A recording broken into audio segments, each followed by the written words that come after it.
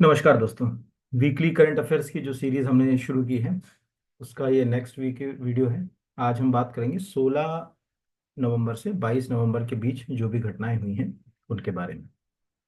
तो चैनल को सब्सक्राइब नहीं किया है तो प्लीज़ चैनल को सब्सक्राइब कीजिए। इस जो सीरीज में मैं देख रहा हूँ कि लगातार जो व्यूअर्स हैं वो बढ़ रहे हैं। इससे सिद्ध है कि कहीं ना कहीं ये जो करंट अफेयर्स है जो सब्जेक्ट से कनेक्ट कर कर हम पढ़ना शुरू कर रहे हैं या किस नेचर के क्वेश्चन आ सकते हैं वो आपको अच्छा लग रहा है, तभी लगातार नंबर ऑफ जो व्यूअर्स हैं वो बढ़ रहे हैं।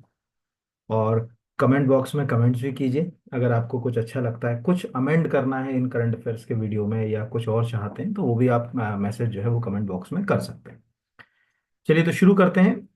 पहला क्वेश्चन है, 2023 में इंदिरा गांधी शांति पुरस्कार निम्न में से किसे प्रदान किया गया। बहुत ज्यादा टफ नेचर का क्वेश्चन नहीं है, आसानी से हमको समझ पड़ता है, बट इसके पीछे के बैकग्राउंड को देखना पड़ेगा। पहले देखिए, आंसर है इसका डेनियल बैरनबोई और अली अबू अब्बद। और यहाँ पर आपको ये स्क्रीनशॉट लगा हुआ है पुरस्कार विजेताओं का चयन और इससे संबंधित। अब पहले तो समझिए ये प्रश्न आ क्यों सकता है। एक तो ये दोनों जो पर्सनालिटी हैं ये इसराइल जो फिलिस्तीन कॉन्फ्लिक्ट है ना, उससे जुड़ी हुई है। मतलब जो अभी इसराइल के साथ जो फिलिस्तीन के कॉन्फ्लिक्ट हुए और उसके बाद फिर गाजा से लेकर ये कॉन्फ्लिक्ट जो हो वो मिडिल ईस्ट में पूरा फैल गया। इस पे पूरी दुनिया की निगाहें हैं, तो निश्चित रूप से उसके ऊपर अगर कोई काम कर रहा है तो उनको ये अवार्ड दिया गया। दूसरा है कि ये award actually government of India या भारत सरकार नहीं देती है ना। यहाँ पर कोशिश ज्यादातर ये देखा गया है कि इसराइल वाला जो इशू है उसमें सरकार के ऊपर कई बार दबाव भी डाला जाता है कि आप फिलिस्तीनियों का सपोर्ट कीजिए या इसराइल के अगेंस्ट जो है वो वोट कीजिए। बट सरकार जो है अगर कहा जाए न्यूट्रल है, क्योंकि उसको इसराइल से अपने रिलेशंस बेहतर बना के रखना है, इन फ्यूचर भी जरूरत पड़ेगी पड़ेगी। तो हम ये कह सकते हैं कि भाई फिर ये अवार्ड कैसे गया। मतलब इसमें सीधा से ये अवार्ड एग्जैक्टली कांग्रेस का अवार्ड है ना। मैं आपको ये भी बता दूं, मतलब टेक्निकली अगर आप देखेंगे तो अवार्ड को गवर्नमेंट ऑफ इंडिया नहीं देती। इसके लिए एक इंदिरा गांधी मेमोरियल ट्रस्ट है।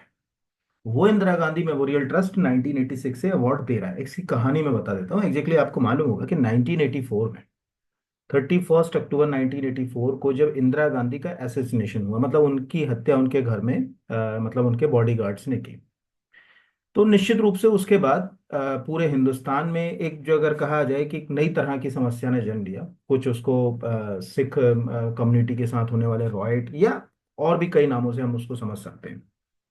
उसके बाद आनंद फानन में राजीव गांधी देश के प्रधानमंत्री बने उस घटना के बाद, 1984 के बाद।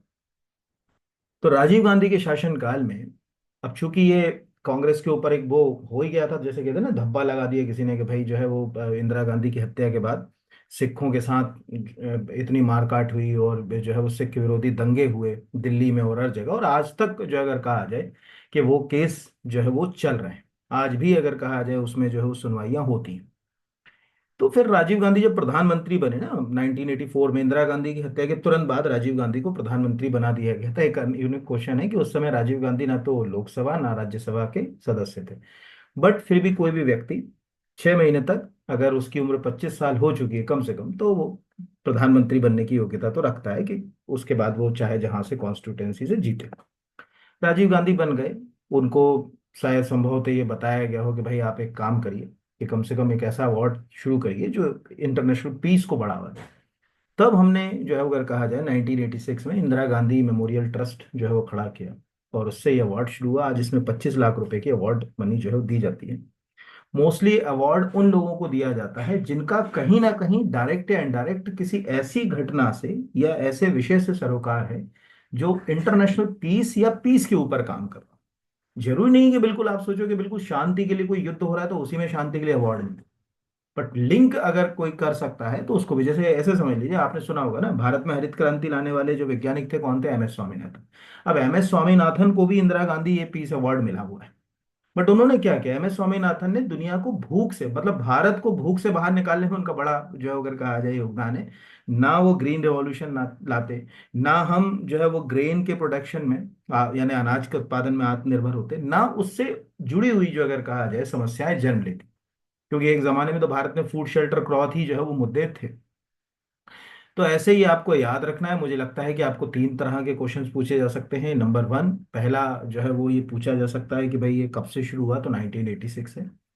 अभी किसको दिया गया, सामने स्क्रीन के ऊपर दोनों नाम है, आपको याद रखना है कितना प्राइज मनी दी जाती है। तो इसमें 25 लाख के रूप में जो है वो प्राइज मनी जो है वो दी जाती है। ये एक बेसिक सी हमारे लिए बात है।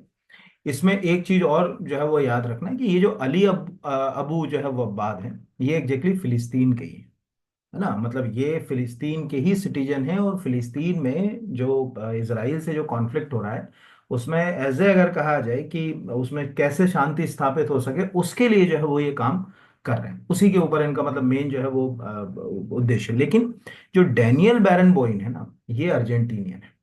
इनके पास अगर कहा जाए अर्जेंटीना की मेन जो है वो नागरिकता अर्जेंटीना की, हालांकि इसके अलावा इनके पास इसराइल की भी सिटीजनशिप रही। हमारे जैसा नहीं है कि एक ही सिटीजनशिप हम रख सकते हैं, कई कंट्रीज में अलग अलग नॉर्म्स हैं। तो इंदिरा गांधी वाला ये अवार्ड आपको ऑलमोस्ट समझ पड़ गया होगा, क्या क्वेश्चन आ सकता है वो आप बहुत अच्छे से समझ ही गए होंगे, है ना। ये सब हिंदू वगैरह के आर्टिकल लगे हुए हैं। अगला है G20 के संबंध में निम्नलिखित में से कौन सा कथन असत्य है, ये क्वेश्चन भी आएगा। अब देखो, एक तो पिछली बार हमारे यहाँ G20 का समिट हुआ, कोई बड़ा क्वेश्चन G20 का नहीं बना, तो निश्चित रूप से इस बार क्वेश्चन बनने की संभावना बहुत ज्यादा है। 18 एंड 19 नवंबर 2024 को ब्राजील के रियो में G20 का सम्मेलन हुआ, बिल्कुल सही है। G20 में ग्रुप 2 का सदस्य है भारत। तो G20 ग्रुप में डिवाइड है ना, group 1, group 2, group 3, group 4, group 5, ऐसे G20 के अंदर ग्रुप्स बनाए गए। उन ग्रुप्स में अगर हम बात करें तो हम जो है वो ग्रुप नंबर 2 के अंदर जो है वो एज ए मेंबर कंट्री है। अफ्रीकन यूनियन G20 का सदस्य है, ये बिल्कुल सही है, क्योंकि ये हमारे यहाँ जब 2023 में G20 हमारे यहाँ हुआ, तब अफ्रीकन यूनियन को हमारे ही प्रयासों से, प्रधानमंत्री जी के प्रयासों से G20 में एज ए मेंबर जो है अगर कहा जाए शामिल किया गया।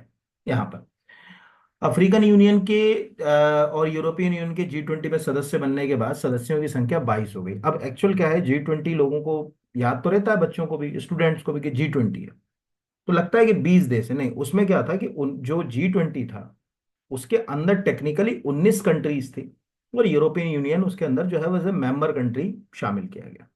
अब उसमें अफ्रीकन यूनियन भी आ गया, तो टोटल अगर हम नंबर देखें, अब वो 20 से 21 हो गया। हो सकता है इन फ्यूचर उसका नाम G21 कर दिया जाए, बट अभी तो उसको G20 के नाम से ही जो है वो जाना जा रहा है। तो इस तरह से अब क्यों, और मेरे हिसाब से अब इसको G21 शायद अगली बार नेक्स्ट ईयर कर भी दें, क्योंकि जो नेक्स्ट इसका G20 का समिट है वो जोहान्सबर्ग में है, साउथ अफ्रीका के 2025 में। और साउथ अफ्रीका इसमें मेंबर है।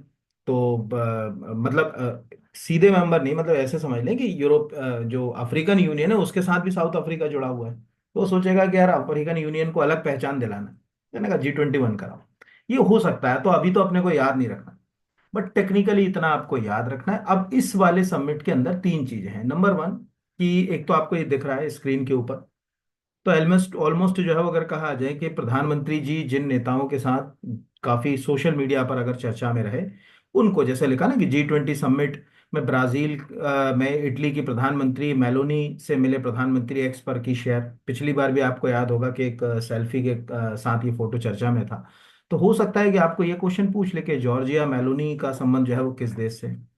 दूसरा आपको दिख रहा है कि G20 के शिखर सम्मेलन में भूख और गरीबी के खिलाफ वैश्विक सम्मेलन। तो इस बार जो हंगर और पावर्टी, दो ऐसे मुद्दे हैं, ठीक है, यहाँ पर जिसके ऊपर इसमें बहुत कोई पूछेगा G20 का जो एजेंडा था इस बार, उसमें प्रायोरिटी के ऊपर क्या रखा गया। तो प्रायोरिटी के ऊपर रखा गया कि हम हंगर के साथ कैसे लड़ेंगे, हम पावर्टी के साथ कैसे रखेंगे, इसमें जो अगर कहा जाए बात की गई। और इस बार का जो G20 था उसमें एक अनोखी चीज थी, जो आप अगर इंटरनेट पे ढूंढेंगे तो आपको मिल भी जाएगी।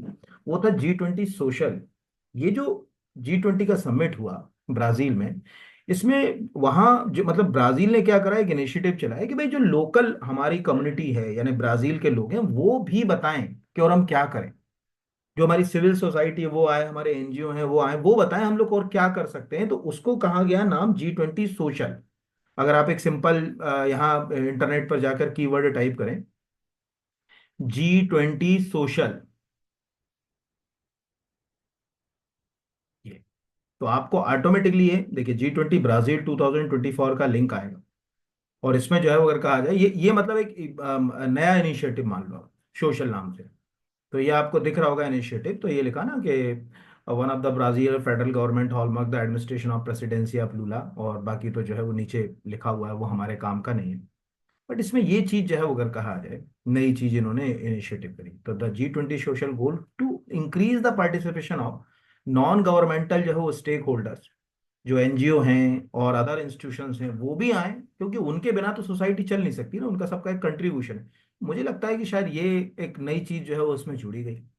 तो आपको दिख रहा है कि ये कहीं भी अगर हम गूगल पर भी देख रहे हैं तो लिखा है कि the G20 social summit highlight in G20 social the 2020 summit was take place in Rio de Janeiro Brazil dash dash dash, और इसमें जो है वो सोशल का कंसेप्ट जो है वो आया।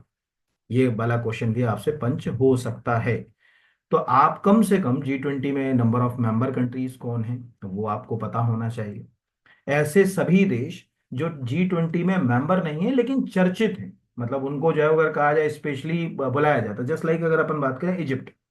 इजिप्ट जो है अगर कहा जाए G20 का मेंबर नहीं, लेकिन इजिप्ट को G20 के जो अगर कहा जाए समिट्स में इनवाइट किया जाए, तो हमको इजिप्ट का नाम पता होना चाहिए कि भाई वो मेंबर तो नहीं है बट उसको हमेशा इनवाइट करा जाता है कि आप आइए अपनी बात जो है वो रखिए।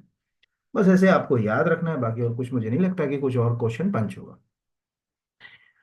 अगले के ऊपर आते हैं, नियंत्रक एवं महालेखा परीक्षक के संबंध में निम्नलिखित में से कौन सा कथन असत्य है। अब ये वाला प्रश्न हमने क्यों लिया है ये समझे। पहला तो आपको स्क्रीन के ऊपर दिख रहा होगा कि अभी जो है वो अगर कहा जाए नियंत्रक एवं महालेखा परीक्षक की जो है वो नियुक्ति है, यानी नए सीएजी हमको मिल गए। कौन है? के संजय मूर्ति, जिन्हें बनाया गया भारत का नया सीएजी। नव भारत टाइम्स की एक खबर है, आईएएस है, ठीक है। और ग्रीशन मुर्मू की जगह इनको बनाया गया। सामने आपको दिख रहा होगा कि 21 नवंबर को राष्ट्रपति भवन में उन्होंने जो है वो अपना शपथ ग्रहण किया।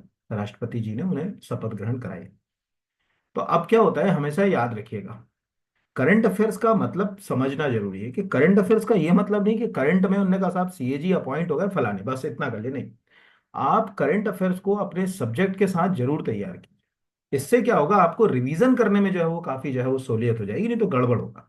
तो पहला जैसे अपने को दिख रहा है कि G20 एक सॉरी नियंत्रक एवं महालेखा परीक्षक एक कॉन्स्टिट्यूशनल पोस्ट है, बिल्कुल सही है। संवैधानिक पद है, कॉन्स्टिट्यूशन में बकायदा पार्ट 5 में आर्टिकल 148 टू 151 तक इसके बारे में प्रोविजन है। दूसरा के मतलब सीएजी के अपॉइंटमेंट या नियंत्रक एवं महालेखा परीक्षक की नियुक्ति राष्ट्रपति द्वारा की जाती है अकॉर्डिंग टू आर्टिकल 141, ये भी बिल्कुल सही है।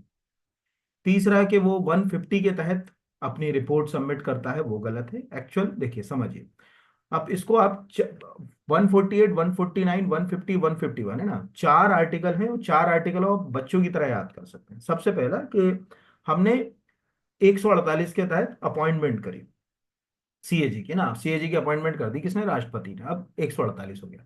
उसने पूछा साहब मैं क्या काम करूंगा, मुझे क्या पावर है, मैं कैसे काम करूंगा।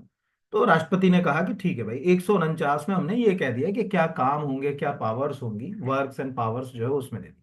मतलब देखो कैसे है, पहले अपॉइंट हुई 148, फिर सामने सीएजी ने पूछा कि भाई मैं कैसे काम करूंगा, उन्होंने कहा साहब ये पावर्स है।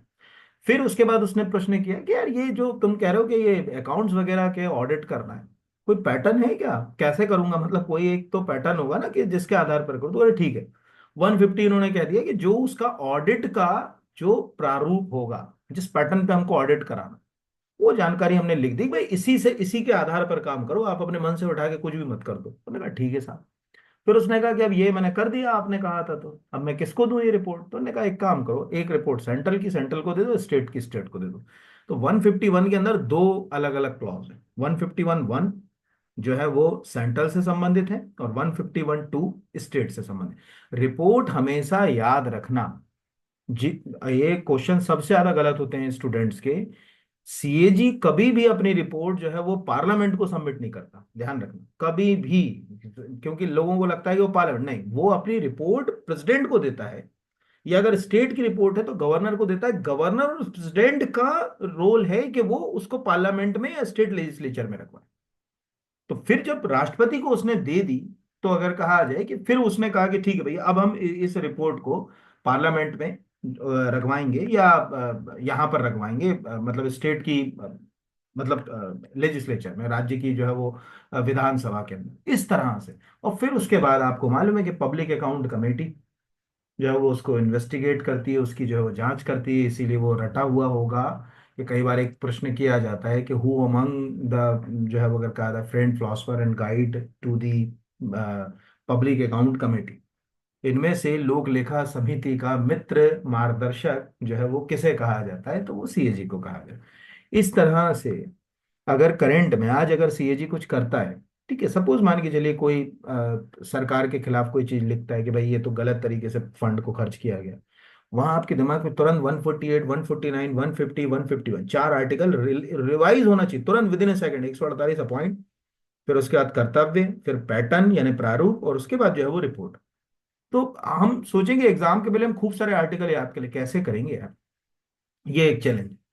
अगला क्वेश्चन तो आप ये मान के चलिए कि यूपीएससी भी पूछेगी, एमपीपीएससी भी पूछेगी, दोनों में 101% है कि इसके आने की संभावना बहुत ज्यादा है। अब कैसे है समझते हैं। निम्नलिखित में से किस देश के साथ रूस की अंतर्राष्ट्रीय सीमा साझा नहीं होती? नॉर्वे, स्वीडन, फिनलैंड, अमेरिका, है ना। अब पहले तो ये आर्टिकल देखे, एक 20 तारीख को छपा था। 20 तारीख को आर्टिकल छपा था, युद्ध की आहट, 3 नाटो देशों की एडवाइजरी, भोजन पानी दवाओं का स्टॉक रखें। नॉर्वे, स्वीडन, फिनलैंड ने अपने नागरिकों से कहा कि युद्ध की स्थिति के लिए तैयार रहें। ये जो है अगर कहा जाए नाटो के मेंबर्स हैं ये तीन। तो अब अगर हम इस आर्टिकल को पढ़ें और नॉर्मली अगर हम नॉर्वे, स्वीडन स्वीडन और फिनलैंड को इमेज करें तो हमारे दिमाग में आता है कि यार तीनों आजू बाजू में बॉर्डर शेयर किए हुए हैं, स्कैंडिनेवियन कंट्री हैं तीनों। तो निश्चित रूप से अगर कहा जाए कि अगर रूस के साथ कॉन्फ्लिक्ट है तो रूस की बॉर्डर लगी हुई है। ये क्वेश्चन सबसे ज्यादा गलत होता है। तो आपको प्रश्न कैसे, जैसे यहां आपको दिख रहा है ये रशिया है। अब रशिया को जो अगर कहा जाए सबसे ज्यादा चिढ़ जो है वो इस समय है नाटो कंट्रीज से। तो ज्यादातर ये जितने भी कंट्रीज है ये नाटो के मेंबर है, कुछ नहीं है। जैसे अगर कहा जाए बेलारूस है ना, बेलारूस हमेशा रशिया के साथ खड़ा रहेगा हमेशा। तो यहां हमको दिख रहा है कि रशिया की जो सीमाएं हैं इधर से वो फिनलैंड से कनेक्ट हो रही दिख रही है अपने को। ऊपर से अगर हम देखें तो नॉर्वे से भी कनेक्ट हो रही है, लेकिन स्वीडन के साथ रशिया की सीमा आपको कनेक्ट होती हुई नहीं दिख रही। ये आपको दिख रहा होगा। अब प्रश्न यही आएगा कि रूस इनमें से किस देश के साथ अपनी बॉर्डर जो है वो साझा नहीं करता? Finland, Sweden, Norway. और अगर आपने मैप रीडिंग नहीं कर रखी, 100% है कि आप वहां कंफ्यूज्ड हो गए कि क्या करूं। क्योंकि अगर आपने इस ऑर्डर में भी पढ़ रखा है ना, नॉर्वे, स्वीडन, फिनलैंड, तब भी आपको नहीं समझ पड़ेगा कि कैसे जो है अगर कहा जाए, यानी बीच वाले की तो होगी होगी, आखिरी वाले की कैसे होगी। दूसरा, अगर हम रूस को इधर से ऐसे आगे की ओर बढ़े तो आपको मालूम होगा कि जो अमेरिका का अलास्का है उससे रूस की सीमाएं साझा होती हैं। तो अमेरिका के साथ भी अपनी टेरिटरीज को साझा करता है रूस। और अमेरिका के साथ अभी तो बहुत ज्यादा कॉन्फ्लिक्ट नहीं है, लेकिन उसको मालूम है कि अगर नाटो के साथ में ज्यादा छेड़खानी करूंगा तो अमेरिका से मेरे कॉन्फ्लिक्ट बढ़ेंगे। और यही रीजन है कि वो इंटरकॉन्टिनेंटल बैलिस्टिक मिसाइल्स के और हाइपरसोनिक मिसाइल्स के, यानी दागने के बाद सामने वाले को सोचने का मौका ना मिले, इतनी देर में हिट कर जाए सामने टारगेट पर, वो हाइपरसोनिक मिसाइल्स, उनके ऊपर जो है अगर कहा जाए काम करना है। तो अब आपका ये होमवर्क है, मेरा व्यक्तिगत मत है कि जो आप तैयार करें, एक तो रशिया के मैप से लगे हुए वो टेरिटरीज, जस्ट लाइक इधर आपको जो टेरिटरीज में जैसे दिख रहा है, इधर कैस्पियन सी दिख रहा है, ये आपको पता होना चाहिए। इधर बाल्टिक सी जो है वो आपको ये पता होना चाहिए। फिनलैंड, स्वीडन, नॉर्वे में से कौन सी कंट्रीज जो है अगर कहा जाए इसके साथ सीमा साझा नहीं करती। यूक्रेन से लगा हुआ है रूस, तो वहां पर कौन सा जो है अगर कहा जाए, जैसे ये क्वेश्चन एक बार एग्जाम में आ चुका, सी ऑफ रोज वाला, ये जो दिख रहा है यहाँ पर छोटा सा, ये प्रश्न पूछा जा चुका है। तो आप थोड़ा सा मैप रीडिंग के ऊपर काम करने की आदत डालिए। ठीक है, जैसे लिखा ना अभी, आप देखिए जो न्यूज़पेपर वाले लिखते हैं उसको अपन कैसे याद रखेंगे, क्या लिखा हुआ, बाल्टी सागर में इंटरनेट केबल कटी, हाइब्रिड युद्ध की चिंता। अब सिंपल सी लॉजिक है, यहां हमको दिख रहा है कि ये बाल्टिक सी है। अब बाल्टिक सी से इन देशों को कनेक्टिविटी आती है, आपको मालूम होगा, जिनको ना मालूम हो, पूरी दुनिया में ये जो आप मेरा वीडियो अभी देख रहे हैं ना, ये एग्जैक्टली सबमरीन केबल से ही हम तक पहुंचता है।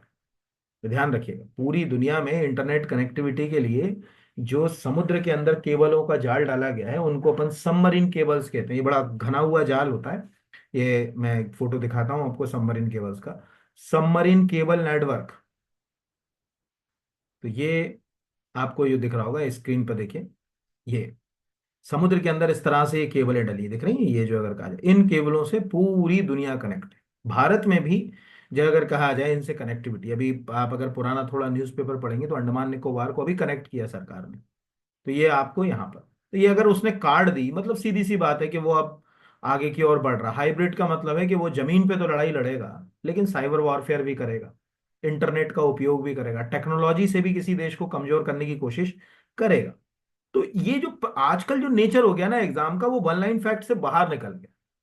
अब एग्जाम बहुत जो है वो आगे निकल चुका। अभी आपके दिमाग में अब यानी आज के लेक्चर से आपको क्या समझ पड़ा, आपको बाल्टिक सी की लोकेशन पता होना चाहिए, कैस्पियन सी की पता होना चाहिए, आपको ये पता होना चाहिए कौन से कंट्रीज जो है वो उसके पड़ोसी हैं, उनमें से किसके साथ वो सीमाएं साझा करता है, किसके साथ नहीं करता है, ये जो है अगर कहा जाए मतलब यहाँ पर दिख रहा है।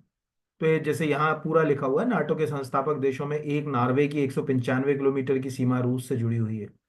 ठीक है, यहाँ पर स्वीडन ने भी जो है वो 52 लाख से ज्यादा नागरिकों को पर्चे भेजे। तो यही सब प्रश्न आ रहे हैं आजकल, और कोई प्रश्न तो जो है वो आ नहीं रहे यहाँ पर। अगला जो है वो मन की बात के 62 एपिसोडों में एआई बेस्ड ट्रांसलेशन टूल की सहायता से किस बोली में रूपांतरण किया गया, तो भील, ये हमारे मध्य प्रदेश के लिए काम का है। देखो एक्चुअल पहले तो ये समझ लें कि मध्य प्रदेश में जो जनजातीय बोलियां हैं, उनमें से ज्यादातर बोलियों के साथ जो समस्या है कि उनके पास जो लिटरेचर है वो वाचिक है। वाचिक का मतलब है एक से दूसरे तक गया जनरेशन वाइज, उसको बोलते हैं वाचिक साहित्य। फॉर एग्जाम्पल, अगर हम निमाड़ या मालवा में जाएं और वहां के गांव में विवाह के अवसर पर कोई गीत गाए जा रहे हैं, तो वो गीत किसी किताब में लिखे हुए नहीं मिलेंगे। वो गीत महिलाएं सुनकर अगली पीढ़ी तक दे रही हैं, और यही वाचिक साहित्य अब धीरे धीरे ऑलमोस्ट जो अगर कहा जाए खत्म हो रहा है। तो अब हमको इन लैंग्वेज को जो है वो बचाना है। तो टेक्निकली अगर कहा जाए कि सरकार अब इस पे काम करी, तो ये ट्रांसलेशन हमारे काम का नहीं, ये एआई बेस्ड ट्रांसलेशन टूल हमारे काम का। तो ये आपको दिख रहा होगा, ये मध्य प्रदेश जनसंपर्क का, कि मन की बात के 62 एपिसोड बोली में, सॉरी भीली में रूपांतरित। तो यहाँ पर पूरा आर्टिकल लिखा हुआ है कि भाई ये क्यों किया गया। तो इसमें दिख रहा है कि इसका उद्देश्य जनजातीय बोलियों में द्विभाषी शब्दकोश और त्रिभाषी प्रवणता मॉड्यूल तैयार कर नई शिक्षा नीति 2020 के अनुरूप बहुभाषी शिक्षा के लक्ष्य के तहत कक्षा 1, 2, 3 के विद्यार्थियों के लिए जनजातीय भाषा और बोली में तैयार। आप देखो, अब कक्षा 1, 2, 3 क्यों लिख रहा, अगर आप इंडियन कॉन्स्टिट्यूशन को ध्यान से पढ़ें तो उसमें ये बात साफ सुथरे अक्षर में लिखी हुई है कि भाई आप जो एलिमेंट्री एजुकेशन है ना, जिसको अपन प्राइमरी एजुकेशन भी कहते हैं, वो आप किसी भी बच्चे को उसकी मदर टंग यानी मातृभाषा में ही दें। ठीक है, उसमें ये दबाव ना डालें कि भैया जो अगर कहा जाए कि तुमको मतलब कि किसी भी भाषा में अंग्रेजी में ही लेना चाहिए। नियम तो जो है वो अगर कहा जाए ये कहता है। हालांकि ऐसा आजकल मतलब होता नहीं है कि लोग खुद ही, जैसे आज माता पिता ही नहीं सोचते कि हमारा बच्चा पहली में हिंदी सीखे। तो फिर तो कुछ जो है वो मुझे नहीं लगता है कि कुछ जो है वो बचता है यहाँ। पर ठीक है, अब कुछ करा तो जा ही नहीं सकता है यहाँ पर। तो ठीक है, ये वाली बात अपने को याद रखनी। अगला है स्पेस एक्स ने फाल्कन 9, ये भी क्वेश्चन आप मान के चलो कि आ रहा है। यानी दो तरह के क्वेश्चन है कि ये तो आ ही रहा है, अब क्यों आ रहा है वो भी देखते हैं। स्पेस एक्स अभी दुनिया में सबसे बड़ी कंपनी इस समय, प्राइवेट सेक्टर में काम करने वाली, और सबसे एडवांस इसी के पास रॉकेट्स हैं। फाल्कन 9 दुनिया का सबसे एडवांस रॉकेट है, एलन मस्क की कंपनी है, और अब तो और ज्यादा चर्चा में आ गई है। रॉकेट ने भारत के किस संचार सैटेलाइट का अमेरिका के कैप कैनबेरल से प्रक्षेपण किया।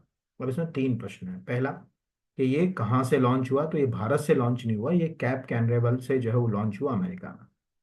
दूसरा कि किसको किया, तो GSAT-N2।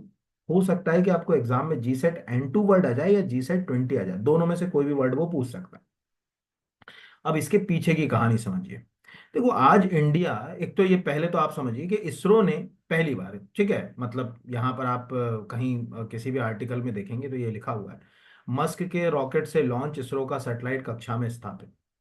तो ये पहली बार है कि इसरो को, अभी तो इसरो यार दुनिया भर के सैटेलाइट्स को लॉन्च कर रहा है। ऐसी कोई कंट्री नहीं जो इसरो कैपेबल नहीं है उनके सैटेलाइट्स को लॉन्च करें। लेकिन यहाँ चैलेंज है, फिर जब इसरो इतना कैपेबल है और उसके पास जो है अगर कहा जाए GSLV Mark 3, आपको मालूम होगा हमारे पास तो एडवांस, हमारे पास खुद के जो है रॉकेट्स हैं, और हमारा सबसे एडवांस रॉकेट है उसका नाम है GSLV Mark 3 MK3।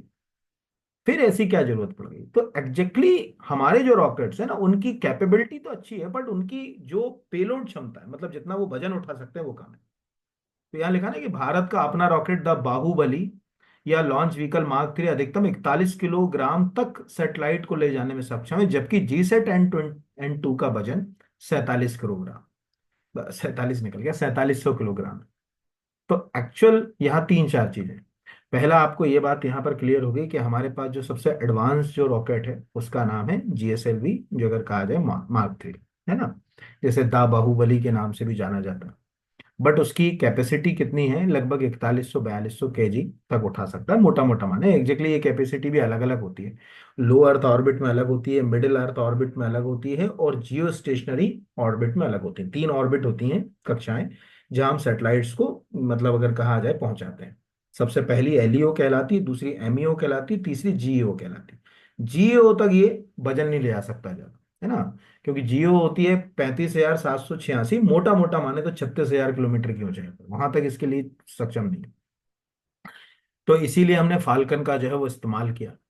अब प्रश्न देखिए कैसे, अगर हम एक सामान्य दैनिक भास्कर के आर्टिकल को पढ़े तो यहाँ कई हमारे पास प्रश्न जो बनते हैं उसके नेचर को समझने का मौका मिल रहा है। भारतीय अंतरिक्ष अनुसंधान संगठन इसरो ने पहली बार अमेरिका की कंपनी से मदद से सैटेलाइट लॉन्च किया, पहला क्वेश्चन हो गया कि जब भी हम कोई काम कर रहे हैं पहली बार ही हो गया।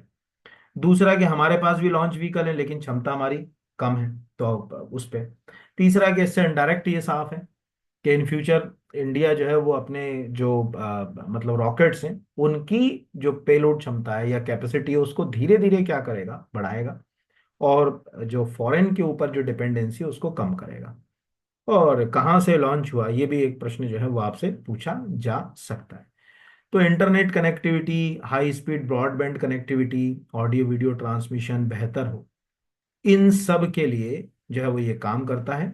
अब न्यू स्पेस इंडिया लिमिटेड ने बताया, अब new space India space limited ने क्यों बताया, अब मैं 1 मिनट के लिए अगर यार रुक जाऊं या आप इसको पॉज कर लें तो आप इसके ऊपर क्या आंसर दे सकते हैं। तो इसके ऊपर भी मैं एक छोटी सी आपको जो है वो अगर कहा जाए आर्टिकल बता देता हूँ छोटा सा। एक्चुअली क्या हुआ देखो, जब इसरो बना तो इसरो को ये महसूस हुआ कि यार हम अपने अपने जो अगर कहा जाए सेटेलाइट तो लॉन्च कर रहे हैं, हमें दूसरे कंट्रीज के जो है वो सेटेलाइट्स के ऊपर भी काम करना चाहिए। तो उसने एक एजेंसी अपनी खड़ी कर ली जिसका नाम रखा एंट्रिक्स, है ना, उसको हिंदी में अगर आप पढ़ोगे तो अंतरिक्ष ही आएगा बट वो है एंट्रिक्स। एक बड़ी फेमस कंट्रोवर्सी थी पहले, कभी आप देखिएगा, एंट्रिक्स देवास डील, देवास डील, ये देवास शहर वाला देवास में समझ लेना। तो इस तरह से उसके कमर्शियल जो अगर कहा जाए एजेंसी की तरह एंट्रिक्स जो है वो काम करने लगा। अब यहां तक तो कहानी जो है वो चल गई। फिर जो है वो अगर कहा जाए कि अभी जब प्रधानमंत्री मोदी जी जब प्रधानमंत्री बने तो उनको लगा कि नहीं यार, इसरो को अगर हमको सेल्फ रिलायंस बनाना है, मतलब कि वो दूसरों के ऊपर अपनी निर्भरता जो है वो कम कर दे, या सरकार से अगर उसको फंड की आवश्यकता जो है वो कम हो, तो एक ऐसी कंपनी ही बना दो अलग से अलग, जो इसरो के लिए जो है वो अगर कहा जाए बाहर जाके डील साइन करे, इसरो जो है अगर कहा जाए उनके रॉकेट्स को लॉन्च करे, उससे जो पैसा हो उससे वो रिसर्च और इनोवेशन पे काम करे। तब 2019 में खड़ी हुई एक company new space India limited, ये ध्यान रखिएगा, ये जैसे अपन एनटीपीसी, भेल, गेल, ओएनजीसी जैसी कंपनी समझते हैं ना, ऐसी ही ये पब्लिक सेक्टर अंडरटेकिंग कंपनी है, ये ध्यान रखिएगा, गवर्नमेंट ऑफ इंडिया की कंपनी है, बकायदा बेंगलुरु से ही ऑपरेट हो रही है, इसरो का जो हेडक्वार्टर उसी के पास इसके हेडक्वार्टर है। और एरोस्पेस सेक्टर में अब ये भारत में एक बड़ा कंट्रीब्यूशन, इसी के कारण अभी आप क्या सोच रहे हो, ये जितने फॉरेन सैटेलाइट जो हम लॉन्च कर रहे हैं ना, इसके लिए मतलब कहाँ कौन जा रहा है इसमें जो अगर कहा जाए डील के लिए, यही जा रही है। तो ये इस तरह से आपको ये पता होना चाहिए। हो सकता है कि आपको ये प्रश्न पूछ ले कि न्यू जो अगर कहा जाए स्पेस इंडिया लिमिटेड की स्थापना कब हुई, या हो सकता है कि और भी क्वेश्चन कोई जो है पूछ सकता, अब उसके ऊपर है कि क्या पूछे। तो मैं हमेशा ये बात बोलता रहता हूँ आप लोगों को कि आप सोचो कि बस मैं जो है वो 1 लाइन का करंट कर लूँ तो उसके आसपास के नजरिए को नहीं समझोगे तो याद नहीं रहेगा। अभी आपके दिमाग में एक कंसेप्ट क्लियर होगा कि आखिर अचानक ये 4-5 साल में क्या हो गया कि इतने सारे सैटेलाइट्स लॉन्च कर दिए, इतने इतने देशों के सैटेलाइट 100 से ऊपर एक एक साथ लॉन्च किए, कंपनी जा जाके अगर कहा जाए उनके साथ डील साइन कर रही है और इसरो इसके ऊपर काम कर रहा है। अगला क्वेश्चन ऊपर जो दिख रहा है ना, किंग ऑफ क्ले, यही आएगा बस। किंग ऑफ क्ले के नाम से प्रसिद्ध टेनिस खिलाड़ी राफेल नडाल का संबंध किस देश से। तो अमेरिका, स्विट्जरलैंड, स्पेन और फ्रांस, तो वो स्पेन के खिलाड़ी हैं। राफेल नडाल जो अगर कहा जाए किसी पहचान के मोहताज नहीं है कि हम कहें कि राफेल नडाल कौन है, वो इतनी बड़ी हस्ती हैं कि आप समझ सकते हैं।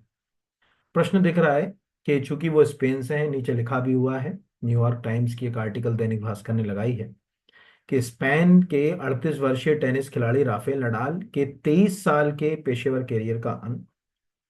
ऊपर लिखा है क्ले किंग का संन्यास, या आप क्ले ऑफ किंग कहें तो ज्यादा सही रहेगा, उनका संन्यास है। और राफेल नडाल ने जो अगर कहा जाए कि काफी कुछ किया, तो ऐसे अगर कोई बड़ा खिलाड़ी या तो संन्यास लेता है या कोई चर्चा में आता है तो एग्जाम वाले को अच्छा हेल्दी जो है वो अगर कहा जाए क्वेश्चन जो है वो मिलता है।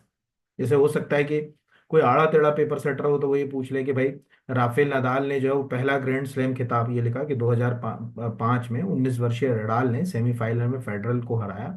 फिर फाइनल में जो है अगर कहा जाए पहला फ्रेंच ओपन जो है वो जीता था। इस तरह से पहला ग्रैंड स्लैम खिताब उनको 2005 में। तो इस तरह से हमको ये बात समझ पड़ी। इस बहाने आपको कई चीज देखो, कितने सारे क्वेश्चंस हमारे क्लियर होते हैं। डेविस कप का संबंध किस खेल से है? टेनिस से। यहाँ जब हम न्यूज़पेपर रोज पढ़ते हैं तो न्यूज़पेपर पढ़ने के दौरान इन चीजों को ध्यान में रखेंगे तब जाके। यार ग्रैंड स्लैम तो 4 ग्रैंड स्लैम हमारे पास है ना, विंबलडन भी होगा, यूएस ओपन भी होगा, ऑस्ट्रेलियन भी होगा, फ्रेंच ओपन भी होगा। इन चारों को मिला ले तो ग्रैंड स्लैम जो अगर कहा जाए वर्ड आ जाता है यहाँ। तो उनको दिख रहा है कि भाई उन्होंने कहाँ कहाँ किस तरह से खिताबों को जीता। इस तरह से मुझे ये क्वेश्चन लगता है कि आपको आ सकते हैं। बाकी ये भी आप चाहें तो पढ़ सकते हैं यहाँ। फिर अगला क्वेश्चन है, मध्य प्रदेश की पहली मेडी सिटी का निर्माण कहाँ किया जा रहा है? भोपाल, उज्जैन, जबलपुर, ग्वालियर। ऑलरेडी उज्जैन के पास विक्रम उद्योगपुरी है। ऑलरेडी आपको मालूम होगा मेडिकल डिवाइस पार्क, ठीक है, मतलब जो मेडिकल डिवाइस पार्क है वो उज्जैन में स्थापित हो रहा है। तो ये बात हमारे सामने है कि उज्जैन में ऑलरेडी बहुत कुछ इंफ्रास्ट्रक्चर खड़ा हो रहा है मेडिकल सेक्टर में।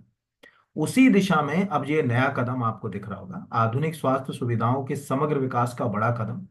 मध्य प्रदेश की पहली मेडी जो अगर कहा जाए सिटी जो है वो उज्जैन में स्थापित हो रही। अब इसके पीछे का एक और तर्क मैं बता देता हूँ भाई ये क्यों कर रहा है। देखो मेडिकल डिवाइस पार्क तो एक अलग कंसेप्ट है ना, वहां पर मेडिकल जो इक्विपमेंट्स हैं वो सब जो है वो तैयार होंगे। ये जो मेडिसिटी है, मेडिसिटी का मतलब हम ऐसा एक इंफ्रास्ट्रक्चर वाला हॉस्पिटल तंत्र खड़ा करें जिसमें हमारे जो है अगर कहा जाए सब समस्याएं जो खत्म हो जाए स्वास्थ्य संबंधी। सरकार का ये सोचना, जब आप इस आर्टिकल को पढ़ेंगे तो मुख्यमंत्री जी ने भी ये कहा कि भाई अब जो है वो 2028 में, सबको मालूम होगा 2016 में मध्य प्रदेश में कुंभ का आयोजन हुआ था।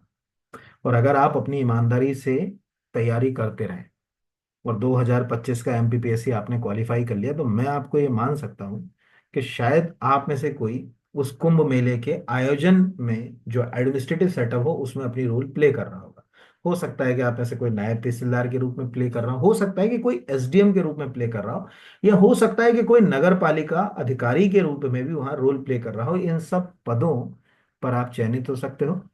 और शायद जो है अगर कहा जाए कि मतलब ये आपके लिए एक अच्छा पल हो, आप अपने माता पिता को कहोगे चलो मैं वहाँ पोस्टेड हूँ, अब आपको दिक्कत नहीं होगी कुंभ स्नान करने में। तो थोड़ा सा डेडिकेट रहिए, ईमानदारी से पढ़िए, ईश्वर चाहेगा तो आपका सबका चयन हो जाएगा। मुझे इतना लगता है अगर आप डेडिकेट हैं तो, डेडिकेट नहीं तो फिर तो कोई किसी की सहायता क्या करेगा। तो 2028 में हमारे यहाँ होना है कुंभ, 2016 के बाद। तो कुंभ में देखिए, कुंभ कहीं भी होते हैं, हम कितना भी अच्छा मैनेज कर लें उसमें कहीं ना कहीं कोई मैन मेड डिजास्टर की संभावनाएं बनी रहती हैं, जस्ट लाइक स्टैम्पेड, भगदड़ जैसी समस्याएं। उस किसी पैनिक सिचुएशन के समय हमारा इंफ्रास्ट्रक्चर बहुत अच्छा होना चाहिए। ऑलरेडी ये भी एक इसका उद्देश्य है कि भाई हम वहां पर अच्छा इंफ्रास्ट्रक्चर खड़ा करें। तो इससे सिद्ध है कि मुझे इतना दिमाग तो चलता है कि ये जो 2028 का कुंभ होगा ये अपने आप में अभी तक के जो मध्य प्रदेश में उज्जैन में कुंभ हुए, इन सब कुंभ से कुछ ज्यादा ही भव्य होने वाला है। बहुत ही ज्यादा अगर कहा जाए भव्य कुंभ का आयोजन होगा। ये मेरा दिमाग जो है वो इसमें साफ चलता है। क्योंकि 2023 में हमारे यहाँ सरकार चुनी गई है ना, 23 से 24, 25, 26, 27, 28, 28 में हमारे यहाँ इलेक्शन भी है। ये ध्यान रखना, 28 मध्य प्रदेश में इलेक्शन ईयर भी है विधानसभा का, और 28 में कुंभ भी है। तो सरकार अपनी पूरी जोर लगा देगी उस कुंभ को सफल बनाने में। तो बस ये अब क्वेश्चंस ऐसे ही आजकल आ रहे हैं, और क्या क्वेश्चंस आते हैं। अगला, अब ये जो क्वेश्चन है ये भी मैं आपको बताता हूँ। होता क्या है कि हमने टाइगर रिजर्व बहुत सारे याद कर लिए। अब क्या हुआ कि अचानक कुछ नया, जैसे अभी आप सोचो ये 56वां टाइगर रिजर्व है अकॉर्डिंग टू पीआईबी। अब मैं ये मानता हूं कि क्या हम में से कोई है कि 56 टाइगर रिजर्व कहाँ कहाँ है याद रख पाए, तो बड़ा कठिन है। अब जब ये एग्जाम में आएगा, क्वेश्चन ऐसा पूछ लिया उसने कि गुरु घासीदास तामोर जो है वो पिंगला टाइगर रिजर्व कहाँ है, अब दिमाग खराब हो गया। और पेपर हॉल से निकलने के बाद अगर गलत हो गया तो अपने आप को एक कोस रहे, पेपर सेटर को भी कोस रहे। कितने तो मतलब अगर कहा जाए चीजें याद रखेंगे। तो प्रश्न आपको समझ पड़ रहा होगा कि हर चीज याद रखना जरूर नहीं, कुछ चीजें ऐसी होती हैं जो एक समय अवधि तक हमारे काम आती हैं, उसके बाद उनको अलग कर दो वो मायने नहीं रखती, वो अपना एक रोल प्ले करके जो है वो अब हट जाती है। ये आप याद रखिए। तो इसमें जो है वो अगर कहा जाए कि ये क्वेश्चंस आप जब भी हो ऐसे 1 1.5 साल पुराने ऐसी कोई इवेंट्स होती हैं या ऐसा कुछ होता है तो आप याद कर लीजिए। जैसे लिखा है 56वां टाइगर रिजर्व, तो हमें दिख रहा है कि गुरु घासीदास जो है वो तमोर जो है वो पिंगला टाइगर रिजर्व छत्तीसगढ़ में है। अब ये प्रश्न के दो नेचर हैं आने के। पहला नेचर है कि एक तो ये छत्तीसगढ़ में है। अब हम इतना तो बहुत अच्छे से जानते हैं कि छत्तीसगढ़ जो है वो हमारे साथ अपनी सीमाएं साझा करता है, यानी कि जो टाइगर के जो कॉरिडोर्स हैं जहां पर बाघ जो है, जैसे अभी आपने देखा होगा हाथी भी हमारे यहाँ आ जाते हैं, तो कहीं ना कहीं छत्तीसगढ़ से यहाँ तक टाइगर की मूवमेंट रहती है। इस स्थिति में ये लिंक होकर भी क्वेश्चन जो है वो आपसे पूछ सकता है कि भाई कहाँ है, किस राज्य में है, क्या लोकेशन, ये भी पूछ ले। मुझे तो ऐसा लगता है कि हो सकता है कि यूपीएससी ही ये क्वेश्चन पूछ ले। भाई अगर यूपीएससी ने पूछ लिया तो फिर क्या करूं? तब तो अपने को जो है वो पता होना चाहिए कि यार कहाँ है, इसकी क्या लोकेशन है, कैसे। तो ये आप एक याद रखिएगा इस क्वेश्चंस की कि कोई पूछे कि कहाँ है तो छत्तीसगढ़ राज्य में है, क्यों फेमस है, अभी क्यों चर्चा में आ गया। अब कुछ भी इसमें से क्वेश्चन पंच हो सकता है। पूरे याद करने की जरूरत नहीं है कि एक साथ जो है वो उठाकर पूरे A to Z जो अगर कहा जाए याद करने में लग गए, नहीं, बिल्कुल याद नहीं करना है। बस इतना जितना मैंने बताया उतना आपको याद रखना है। हाँ, एक चीज, जब आप याद करो तो कोई भी प्रश्न को पूरा पढ़ा करो। गुरु घासीदास टाइगर रिजर्व पढ़ोगे और तामोर पिंगला नहीं पढ़ोगे तो गलत हो जाएगा। तामोर पिंगला एग्जैक्टली पड़ती है वाइल्ड लाइफ सेंचुरी। ठीक है, ये ध्यान रखना है। कोई पूछेगा तामोर पिंगला क्या है, तो ये एक वाइल्ड लाइफ सेंचुरी यानी वन्य जीव अभयारण्य। इसको जो अगर कहा जाए गुरु घासीदास नेशनल पार्क है। ये दोनों अलग अलग चीज है, एक नेशनल पार्क है, एक सेंचुरी। दोनों को मिलाकर हमने जो अगर कहा जाए एक टाइगर जो है अगर कहा जाए रिजर्व के रूप में इसको पहचान जो है वो दिलाना शुरू करी। और बिल्कुल अगर हम देखें तो मध्य प्रदेश से आप कूदते हुए निकल जाओगे, सूरजपुर नाम का जो शहर पड़ता है वहाँ, उसके पास से, बहुत पास है। कोई अगर आप में से मंडला बालाघाट डिंडोरी का बच्चा होगा तो ऑलमोस्ट अगर कहा जाए वो 1 सेकंड में ये बता देगा कि हाँ सर, हमने तो जो है वो सुन रखा है सूरजपुर के बारे में, हमको ज्यादा पता है। बाकी को भले ही जो है वो ना पता हो, क्योंकि हमारे साथ बिल्कुल जो है वो अगर कहा जाए बॉर्डर्स आ जाए लगी जो है बिल्कुल। तो आपसे जब कोई चीज बॉर्डर्स आ जाए तो सीधी सी बात है कि प्रश्न बनने की संभावना भी जो है वो बन जाती है। तो ये मैंने आपको बता दिया। ठीक है, काफी बड़े क्षेत्र में है, 2829 वर्ग किलोमीटर में फैला है, काफी है। तो लगा हुआ है हमसे, ये भी क्वेश्चन आ सकता है। अगला भी क्वेश्चन अच्छा है, हेल्दी है, मुझे लगता है कि प्रश्न बनने की संभावना है। शिकायत निवारण मूल्यांकन एवं सूचकांक 2023 का निम्नलिखित में से कौन सा आयाम नहीं। एक तो पहला समझ लीजिएगा, शिकायत निवारण यानी ग्रीवियंस रेड्रेसल। देखो भारत में एक पूरा ग्रीवियंस सिस्टम काम करता है, यानी ग्रीवियंस रेड्रेसल सिस्टम, शिकायत निवारण तंत्र काम करता है। ये प्राइम मिनिस्टर के कंट्रोल में ही रहता है। इसलिए आपने एक मिनिस्ट्री का नाम सुना होगा, मिनिस्ट्री ऑफ, ठीक है, अगर कहा जाए पब्लिक ग्रीवियंस एंड पेंशन, लोक शिकायत एवं पेंशन मंत्रालय काम करता है। तो उसमें अभी क्या है कि भाई जो सेंट्रल के जो मिनिस्ट्रीज हैं, जो डिपार्टमेंट, उनमें भ्रष्टाचार के ऊपर आप कितना अच्छे से मॉनिटरिंग कर रहे हो। भाई आपके पास कोई कंप्लेंट, जैसे हमारे यहाँ होता है ना सीएम हेल्पलाइन 181, तो अभी सीएम हेल्पलाइन को 10 साल हो गए, 2014 में शुरू हुई, तो आपकी मॉनिटरिंग कैसी है उसके आधार पर यह तय होता है। सेम यहाँ पर कि ग्रीवियंस रेड्रेसल में आपका क्या कंट्रीब्यूशन है, कैसे आप काम कर रहे हो, खासकर मिनिस्ट्रीज और डिपार्टमेंट, उसके आधार पर ये उन्होंने सूचकांक तैयार किया। नंबर 2 3, इसमें उन्होंने क्या किया ये मैंने लगा रखा है, पूरा नहीं पढ़ना है ना। इसमें उन्होंने 3 कैटेगरी जो है वो तैयार करी। पहली, जिनके पास जो कंप्लेंट है वो 10,000 से ज्यादा रजिस्टर्ड हो रही, ऐसे मिनिस्ट्री और डिपार्टमेंट जो है वो 28 है। दूसरी, जिनके पास जो औसतन कंप्लेंट आ रही है वो 2,000 से 9,999 के बीच आ रही है। और तीसरी, जिनके पास 2,000 से कम कंप्लेंट आ रही है। ये तीन, इन कंप्लेंट को मॉनिटरिंग करते हैं CPGRAMS। ये ध्यान रखिएगा, मोस्ट IMP है भारत में, centralize public grievance redressal management system. Madhya Pradesh की सीएम हेल्पलाइन भी इससे अटैच है, कनेक्ट है, ये ध्यान रखिएगा कभी भी, है ना। तो ये काम करता है। और ये जो है वो इसमें जो कहानी जो दी गई है इसके पैरामीटर्स के आधार पर इन्होंने 4 कैटेगरीज दिखाई, है ना। जैसे एफिशिएंसी क्या है, फीडबैक क्या है, डोमेन क्या है, ये और किस मिनिस्ट्री को। तो ये कभी नहीं आएगा यार कौन सी जो है वो मिनिस्ट्री को नंबर 1 पे रखा गया, सबसे अच्छा किसने काम किया। तो जैसे मिनिस्ट्री ऑफ कोऑपरेशन, सहकारिता मंत्रालय, गृह मंत्री जी के पास ही है, अभी अमित शाह जी के पास। डिपार्टमेंट में किसने अच्छा काम किया, तो डिपार्टमेंट ऑफ टेली कम्युनिकेशन ने अच्छा काम किया। मिनिस्ट्री जो है अगर कहा जाए ऑफ कोऑपरेशन के साथ जो है वो किसने जो है वो और अच्छा काम किया, ये वाले नहीं आएंगे। लेकिन ये चार जो पैटर्न, ये चार आपको जो है वो पूछ सकता है, इसीलिए मैंने ये तीन तो ऊपर ले लिया, चौथा जो है गलत करके भ्रष्टाचार कर दिया। तो मुझे लगता है कि शायद ये क्वेश्चन आपको आ जाए कहीं ना कहीं, क्योंकि ये दिख रहा होगा कि grievance redressal assessment and index 2023 launched on 18 नवंबर। और इसमें लिखा हुआ है कि index is based on the 4 dimension and 11 indicators. ठीक है, इसमें 11 जो है वो इंडिकेटर्स हैं और चार जो है वो डायमेंशंस पे काम करता है। और टोटल जो है वो 3 कैटेगरीज में हमने इसको जो है वो तैयार कर रखा है। ये 4 डायमेंशन बस आप याद रखिए, मुझे नहीं लगता कि वो 11 इंडिकेटर से आपको आएंगे। हाँ, आप अगर पीएससी का मेंस वगैरह दे रहे हैं तो आप एक बार 11 इंडिकेटर्स को जो है वो देख लें या तैयार कर लें, तो ये वेबसाइट से आपको जो है वो मिल जाएगा। तो बस ये चार याद रखिएगा: संगठनात्मक प्रतिबद्धता, कार्यक्षेत्र, प्रतिक्रिया क्षमता। जितना मैं समझ पा रहा हूँ इन्हीं में से जो है वो अगर कहा जाए कोई क्वेश्चन जो है वो पंच करेगा यहाँ पर। तो 10,000 से अधिक शिकायत वाले उसमें आपको दिख रहा है कि किस किस को जो है वो अगर कहा जाए कहाँ रखा गया और कैसे रखा गया, बस ये जो है वो आपको आ सकता है। फिर ये वन लाइन फैक्ट का है, ज़्यादा दिमाग नहीं लगाना है। चूंकि आर्टिफिशियल इंटेलिजेंसी पे क्वेश्चन जो है वो पंच होने लगे, इसलिए क्वेश्चन जो है वो आ सकता है। भारत का पहला एआई डाटा बैंक का अनावरण कहाँ हुआ? तो एसोचैम एआई लीडरशिप समिट हुआ 2024 में नई दिल्ली में। इसी में इसको जो है वो अनावरण इसका जो है वो किया गया था, ये मैंने लगा ही दिया। क्योंकि यहाँ पर पहला वर्ड आ गया, जब भी पहला वर्ड आ जाए तो एग्जाम में इसके क्वेश्चंस आने की संभावना बहुत ज्यादा बढ़ जाती है। तो राष्ट्रीय सुरक्षा को बढ़ावा देने के लिए भारत का पहला एआई डाटा बैंक लॉन्च किया गया, ये क्वेश्चन हो गया।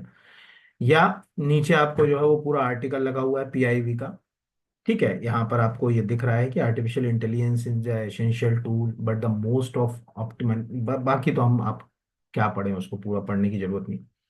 बट ये है कि एसोचैम जो है वो एसोचैम एआई लीडरशिप मीट कहाँ हुई? दिल्ली में हुई। इसमें ही जो अगर कहा जाए इस डाटा बैंक को अपनाया गया, ये क्वेश्चन आ सकता है। अगला क्वेश्चन ज्यादा आईएमपी है। ठीक है, ज्यादा आईएमपी क्यों है ये समझे। Tata semiconductor assembly and test private limited Mori गांव में सेमीकंडक्टर इकाई स्थापित की गई है। एक किस राज्य में स्थित है? मतलब सीधी सी बात है कि टाटा सेमीकंडक्टर ने मोरी गांव नाम की जगह पर एक सेमीकंडक्टर जो है वो यूनिट अपनी स्थापित की है। अब आप कहोगे कि इसमें क्या है, मतलब इसमें कौन सी ऐसी बहुत बड़ी चीज हो गई कि आएगा? आंसर तो असम है, मोरी गांव असम में पड़ता है। लेकिन आएगा क्यों, तो उसके लिए हम यहाँ पर नीचे जाते हैं पीआईबी के प्रेस रिलीज के ऊपर। प्रश्न क्यों आएगा, वो प्रेस रिलीज आंसर देती है। यहां अगर आप ध्यान से देखें तो आंसर यहां से मिलेगा। 27,000 करोड़ के निवेश के साथ मोरी गांव में प्रतिदिन 480 लाख सेमीकंडक्टर का चिप का उत्पादन होने की उम्मीद है। तो आप इससे समझ जाइए कि प्रश्न क्यों आएगा। आपको दिख रहा है कि छोटा मोटा इन्वेस्ट नहीं है कि 100 करोड़ की कोई यूनिट लगा दिया, 200 करोड़ की कोई यूनिट लगा दी। 2700 करोड़ रुपए की यूनिट है ना। 27,000 करोड़ रुपए कोई छोटा मोटा अमाउंट नहीं होता है यहाँ पर कि कोई एक कंपनी जो लगा रही। और चूंकि हम बहुत अच्छे से जानते हैं कि जब कोविड आया और कोविड के बाद एग्जैक्टली क्या ताइवान जैसे देश सेमीकंडक्टर में बहुत आगे, दुनिया में सबसे ज्यादा अब जो इंटीग्रेटेड सर्किट्स हैं वो इन्हीं कंट्रीज में बनते हैं, ताइवान जैसे देशों में। ताइवान, चीन, साउथ कोरिया, कई कंट्रीज हैं जो ये बनाती हैं।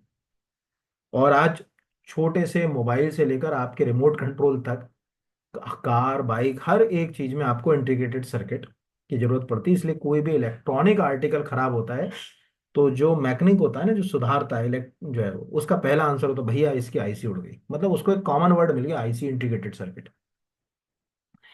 तो ये इंटीग्रेटेड सर्किट बनाएंगे, सेमीकंडक्टर चिप का जो है वो निर्माण इसमें जो है वो किया जाएगा। फंड बहुत बड़ा है।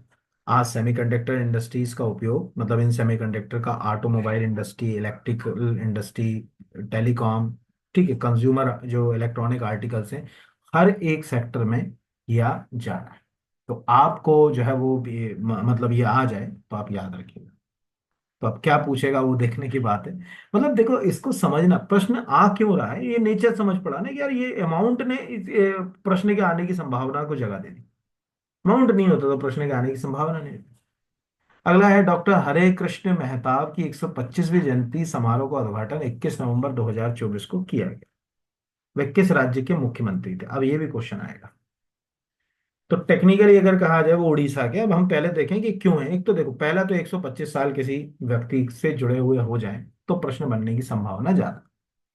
दूसरा है कि अगर वो कोई एक्स्ट्रा ऑर्डनरी पर्सनालिटी रहा होगा या फेमस पर्सनालिटी रहा होगा, तो निश्चित रूप से हमको उनके बारे में जो है पता होना चाहिए। फॉर एग्जाम्पल ऐसे समझ लें कि आपको याद होगा कि अगर कोई जैसे पूछे कि मध्य प्रदेश के पहले मुख्यमंत्री कौन थे, तो पंडित रविशंकर शुक्ल। तो ये किसी दूसरे राज्य के बच्चे को भी पता होना चाहिए कि यार मध्य प्रदेश भारत में आज एक बड़ा राज्य है। ऐसी स्थिति में उसका फर्स्ट चीफ मिनिस्टर अगर नहीं पता हो तो जो है वो क्वेश्चन जो है वो गलत होने की संभावना बढ़ जाती है। और भी अगर आप इसको दिमाग लगा के देखें, जैसे अगर आप थू जो है अगर कहा जाए मतलब ऐसे जाए कि अभी 2-3 साल पहले, मुझे याद तो नहीं आ रहा, एक 2-3 साल पहले क्वेश्चन आया था कि इनमें से कौन सा व्यक्ति जो है वो बॉम्बे स्टेट के चीफ मिनिस्टर रह चुके हैं। बॉम्बे स्टेट, अभी महाराष्ट्र की बात नहीं जो कह रहे हैं, महाराष्ट्र तो बाद में बना, महाराष्ट्र से पहले बॉम्बे नाम की एक जो है वो स्टेट हुआ करती थी। अगर आप देखेंगे, किसी को याद होगा तो नीचे पंच कर देना, तो उसमें ये प्रश्न अभी एमपीपीएससी में जो अगर कहा जाए पूछा गया, तब ये जो है वो प्रश्न का आंसर, उस समय जो प्रश्न का आंसर था वो था मोरारजी देसाई। तो मोरारजी देसाई जो है वो, क्योंकि मोरारजी देसाई आज अगर हम देखें तो प्राइम मिनिस्टर बनने से पहले किसी स्टेट के चीफ मिनिस्टर भी रह चुके। तो अब वहां अभी एमपीपीएससी में आया था मोरारजी देसाई वाला, अब प्रश्न मुझे याद तो नहीं है पूरा। तो आप अगर आपको ये पता था कि यार मोरारजी देसाई बॉम्बे स्टेट के चीफ मिनिस्टर थे, ठीक है, महाराष्ट्र के नहीं, बॉम्बे स्टेट के चीफ मिनिस्टर, तो हमारा क्वेश्चन जो है वो लिंक हो गया, हमको दिमाग में आ गया कि अच्छा, ये जो है अगर कहा जाए इससे जो है वो प्रश्न बन सकता है। ऐसे ही डॉक्टर हरे कृष्ण मेहताब के ऊपर आपको प्रश्न बन सकता है। दिख रहा है कि उड़ीसा राष्ट्रपति ने उत्कल केसरी, एक प्रश्न तो यही हमारे लिए तैयार हो गया कि भाई उत्कल केसरी के जो है वो अगर कहा जाए नाम से किसे जो है वो जाना जाता है। ये हमारे लिए पहला क्वेश्चन होगा। दूसरा है कि उत्कल केसरी के नाम से वैसे तो ये नहीं पूछेगा, वो पूछेगा कि उड़ीसा के जो है अगर कहा जाए फर्स्ट चीफ मिनिस्टर का नाम बताइए। कौन जो है अगर कहा जाए जब 1956 में स्टेट रीऑर्गेनाइजेशन एक्ट के बाद एक नए राज्य के रूप में उड़ीसा खड़ा हुआ, तब जो है अगर कहा जाए किसने उड़ीसा स्टेट को जो है वो संभाला या उड़ीसा स्टेट को खड़ा करने की कोशिश करी, तो वो थे डॉक्टर हरे कृष्ण मेहताब। तो अगर हम यहाँ पर एक सिंपल प्रश्न टाइप करें, बहुत सारा टाइप हो गया, Orissa state first chief minister, हमने यहां से कीवर्ड को सर्च किया और हमारे सामने आपको स्क्रीन के ऊपर दिख रहा है। ठीक है, यहाँ पर हरे कृष्ण जो है वो Mahtab is 1946 after got the independence under the new framework of prime minister position डेस डेस डेस। और भी कहीं आप देखेंगे तो जैसे ये चीफ मिनिस्टर ऑफ उड़ीसा का जो है वो आपको ये पूरा आर्टिकल नीचे तक का दिख रहा है कि कब कौन जो है वो रहा। तो ये पुराना वाला याद नहीं रखना अपने को, है ना, हमको ये याद रखना है कि जब 1956 में एज स्टेट रिओर्गेनाइजेशन के बाद राज्य बना, तब जो है वो। तो ये क्वेश्चन लगता है कि यार मिसलिनियस क्वेश्चन कितने याद रखें, तो ऐसे क्वेश्चन एग्जाम में आते। मिसलिनियस हर चीज नहीं आती, ऐसे क्वेश्चन एग्जाम में जो है वो आपको जो है वो आते हैं। तो जैसे अगर आप ऐसे समझ लीजिए, अब वेस्ट आप सपोज मान के चलिए कि आपसे कोई पूछ ले कि भाई जो वेस्ट बंगाल है, पश्चिम बंगाल, उसके जो अगर कहा जाए कि किस चीफ मिनिस्टर के नाम पर डॉक्टर्स डे सेलिब्रेट किया जाता है, मतलब वेस्ट बंगाल के किस मुख्यमंत्री के नाम पर डॉक्टर्स डे सेलिब्रेट किया जाता है, तो हमारा दिमाग नहीं चलेगा। वो कहेगा कि यार जो है अगर कहा जाए कि हम कैसे जो है वो याद रखें। तो टेक्निकली जब वेस्ट बंगाल खड़ा हुआ, ये ध्यान रखिएगा, है ना, तो वेस्ट बंगाल को खड़ा करने में जो 2-4 शुरुआती लोगों का बड़ा कंट्रीब्यूशन था, उनमें एक थे विधान चंद्र रॉय। तो विधान चंद्र रॉय एग्जैक्टली जो अगर कहा जाए एक डॉक्टर थे। तो विधान चंद्र रॉय के नाम से जो है वो हम डॉक्टर्स डे मनाते हैं, नेशनल डॉक्टर्स डे। अब प्रश्न समझो आप, प्रश्नकर्ता ने ये पूछ लिया कि विधान चंद्र रॉय, ऐसे तो रॉय लिखा होगा तो आप वेस्ट बंगाल तक चले जाओगे, बट वहां नहीं चला देना कि विधान चंद्र रॉय किस राज्य के मुख्यमंत्री थे। तो दिमाग खराब हो जाता है कि यार कितना याद करें। तो याद वो चीजें करना होती है जो लिंक होती है। जैसे विधान चंद्र रॉय, उनको जो अगर कहा जाए भारत रत्न दिया गया, वो एक हमारे लिए इंपॉर्टेंट है। वो ऑलरेडी डॉक्टर्स डे उनके नाम से मनाया जा रहा है, वो हमारे लिए इंपॉर्टेंट है। वो खुद चीफ मिनिस्टर रहे, वो हमारे लिए इंपॉर्टेंट। ऐसे क्वेश्चन जो है वो एग्जाम में आते हैं। अगला है ऐतिहासिक प्रोमेनेड गार्डन में प्रधानमंत्री श्री नरेंद्र मोदी द्वारा महात्मा गांधी की प्रतिमा पर श्रद्धांजलि अर्पित की गई। प्रोमेनेड गार्डन कहाँ है? ये क्वेश्चन है ना, दिमाग खराब करने वाला है, क्योंकि हमको लगता ही नहीं, क्योंकि ये नॉर्मली हमको किसी किताब में नहीं मिलेगा। केवल करंट के साथ हम याद रख पाएंगे और अभी एक साल तक चर्चा में रहेगा, इसके बाद ऑटोमेटिकली ये क्वेश्चन अपनी जगह जो है वो खत्म कर लेगा। तो अभी चूंकि प्रधानमंत्री जी गोवाना गए थे, तो जॉर्ज टाउन आपको दिख रहा है, वहां पर ही ये मूर्ति जो है वो लगी है, आपको दिख रहा है, देखिए खुद पढ़िए तो आपको कई सारे क्वेश्चंस मिलेंगे कि प्रधानमंत्री नरेंद्र मोदी आज गोवाना के जॉर्ज टाउन में ऐतिहासिक प्रोमेनेड गार्डन में महात्मा गांधी की प्रतिमा पर उन्हें श्रद्धांजलि अर्पित की। उन्होंने बापू की शांति और अहिंसा के शाश्वत मूल्यों को याद किया जो मानवता का मार्गदर्शन करते हैं। ये प्रतिमा 1969 में गांधी जी की 100वीं जयंती के उपलक्ष्य पर स्थापित की गई थी यहाँ पर। इसके अलावा उन्होंने, ध्यान से देखिए कि प्रधानमंत्री जी ने यहाँ पर स्थित आर्य समाज स्मारक पर भी पुष्पांजलि स्मृत जो है वो समर्पित की। इस स्मारक का अनावरण गोवाना में आर्य समाज के 100 वर्ष पूरे होने के उपलक्ष्य में 2011 में किया गया। ऐसे भी आप ये मान के चलिए कि आर्य समाज के ऊपर इस बार जो है अगर कहा जाए कोई क्वेश्चन, जो है अगर कहा जाए आएगा ही आएगा। और क्यों आएगा, कोई अगर मेरे बोलने से पहले अगर, जैसे देखिए क्या होता है ना, मैं टू वे कैसे कम्युनिकेट करूं, मेरे साथ तो बहुत दिक्कत है, तो मैं एक सेकंड के लिए रुक जाता हूँ तो आप नीचे मैसेज कर सकते हो कि हाँ। अब कुछ बच्चे क्या करते हैं, पिछली बार एक बच्चे ने क्या किया कि पूरा किसी जगह का कट पेस्ट जो है वो पेस्ट कर दिया। वो नहीं करना है यार। सबको इंटरनेट पे सब कुछ उपलब्ध है। मैं कहूँ इंटरनेट पर ढूंढोगे तो क्या मतलब, उसमें क्या आपको कितना याद है वो मेरे लिए महत्व। तो 1824 में स्वामी दयानंद सरस्वती का जन्म हुआ एज ए मूल शंकर नाम। 1924 से 2024 200 साल स्वामी दयानंद सरस्वती को पूरे हो चुके हैं यहाँ पर। और उनके द्वारा जब 1875 में आर्य समाज की स्थापना की गई थी, तो आज भी आर्य समाज जो है वो अपने उसी रूप में खड़ा हुआ है जैसे आज से 150 वर्ष पहले था। 1875 से 1975 और 1975 से 2025, 150 साल में हम प्रवेश कर रहे हैं। और उनकी जो किताब है सत्यार्थ प्रकाश, अगर कोई देखे 1800, उसको भी जो अगर कहा जाए कि सत्यार्थ प्रकाश को भी 150 साल हो चुके हैं। और आज भी सत्यार्थ प्रकाश लोग उसी तरीके से पढ़ते हैं, उसमें जो चीजें दी गई उसको आज भी फॉलो करते हैं कई लोग। तो हम ये मान सकते हैं कि प्रश्न वहां 150 साल हो रहे हैं उस इंस्टीट्यूशन को, आर्य समाज को। स्वामी दयानंद सरस्वती को जो अगर कहा जाए 200 साल हो रहे हैं, तो प्रश्न क्यों नहीं पूछेगा। प्रश्नकर्ता के लिए तो जो है वो आपने जो अगर कहा जाए प्रश्न दे ही दिया ना, कि एक 1875, एक 1824, ये क्वेश्चंस आजकल आने लगे। फिर अगला है 20 नवंबर 2024 को जॉर्ज टाउन में आयोजित दूसरे भारत कैरिकॉम शिखर सम्मेलन में किस देश ने भाग नहीं लिया। अब ये आप कहोगे ये क्या क्वेश्चन है, क्यों पूछा गया। तो देखिए अभी प्रधानमंत्री जी गए हैं ना, जिन कंट्रीज के साथ, ये आपको दिख रहा है पीआईबी, जिन कंट्रीज के साथ उनकी बैठक हुई वो कंट्रीज हैं यहाँ पर।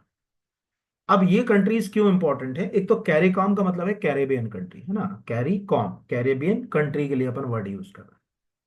अगर आप टेक्निकली देखें तो भारत के बाहर ये कैरिकॉम कंट्रीज ऐसी कंट्रीज हैं जहां आपको इंडियन पॉपुलेशन अच्छी मिलेगी। हिंदी बोलने वाले, भोजपुरी बोलने वाले लोग जो अगर कहा जाए आपको अच्छे मिल जाएंगे। और वहां के लोग यहाँ पर, अभी याद याद करो, क्या आपको याद है चंद्रिका प्रसाद संतोखी यहाँ आई थी भारत, है ना। हम क्यों इनवाइट करते हैं इन लोगों को अगर कहा जाए प्रवासी भारतीय सम्मेलन में, इसलिए करते हैं ना क्योंकि इनका कहीं ना कहीं जड़ें भारत से जुड़ी। तो कैरेबियन कंट्री जैसे लिख रहा है ना कि Dominica, Suriname, Trinidad and Tobago, Barbados, Antigua, Grenada, Bahamas, Saint Lucia, Saint Vincent, ठीक है, ये सब कैरेबियन कंट्रीज हैं। कैरेबियन सी में छोटे छोटे से आइलैंड्स हैं, इनसे जो है अगर कहा जाए इन कंट्रीज को कैरेबियन कंट्री जो है नाम मिला। हम कहते हैं कि चलो आप इनकी कंट्रीज के जो है वो मतलब प्राइम मिनिस्टर को मत याद करो या इस तरह का कोई क्वेश्चन याद नहीं करो, लेकिन कम से कम कैरेबियन कंट्रीज के नाम तो याद रखो। आजकल जो मैप रीडिंग आती है ना, लोग सोचते हैं कि यार मैप रीडिंग तो आजकल हट ही गई, नहीं। वो ऐसे ही पूछ लेगा कि इनमें से कौन सा देश जो अगर कहा जाए कैरेबियन देश नहीं है, तब दिमाग खराब हो जाता है, अब मैं क्या करूं कि कैरेबियन कंट्रीज में नहीं है। तो ये प्रश्न आपको आ जाता है। तो ये वाला यहाँ पर। फिर अगला क्वेश्चन, ये भी अच्छा क्वेश्चन, मतलब इसको मैं हेल्दी क्वेश्चंस की डेफिनेशन में जो है रखता हूँ। ये वाला जो क्वेश्चन जो है वो दिख रहा है, वुमेन एशियन चैंपियंस ट्रॉफी के संबंध में कौन सा कथन असत्य है। इस ट्रॉफी की शुरुआत वर्ष 2010 में की गई, बिल्कुल वेरी गुड, बिल्कुल सही है। भारत ने सर्वाधिक 3 बार इस ट्रॉफी को जीता, ये भी सही है। 2024 में इस ट्रॉफी का आयोजन बिहार के राजगीर में किया गया, ये मोस्ट है पे। और 2024 में एशिया 2024 की ट्रॉफी में एशिया के 4 देश शामिल हुए, नहीं 6। देखो पहले तो एक चीज अच्छी हो गई कि लास्ट ईयर और इस साल कंटिन्यू 2 साल हमने जीती। दूसरा कि ये राजगीर में हुई। यहाँ पर आपको स्क्रीन पर दिख रहा होगा, Bihar women's Asian champions trophy Rajgir, यहाँ पर 11 से 20 नवंबर 2024। राजगीर वो जगह जिसने भारत को साम्राज्यों से जोड़ा। आप में से जिनको ना मालूम हो मैं बता दूं, यही वो राजगीर है जहां से हिंदुस्तान के इतिहास में डायनेस्टीज ने खड़ा होना शुरू किया। जिन डायनेस्टी से आज आप जिस मगध की जो है वो बात करते हो, वो एग्जैक्टली राजगीर से ही खड़ी हुई। शुरुआती जितनी हरियाणा का डायनेस्टी जितनी भी, इसीलिए इतिहास में इस जगह को कहा जाता है the city of king. Rajgir हमेशा द सिटी ऑफ किंग के नाम से इतिहास में प्रसिद्ध रही। बिहार जो है वो किंग मेकर की भूमिका में हमेशा रहा एंशियंट टाइम में।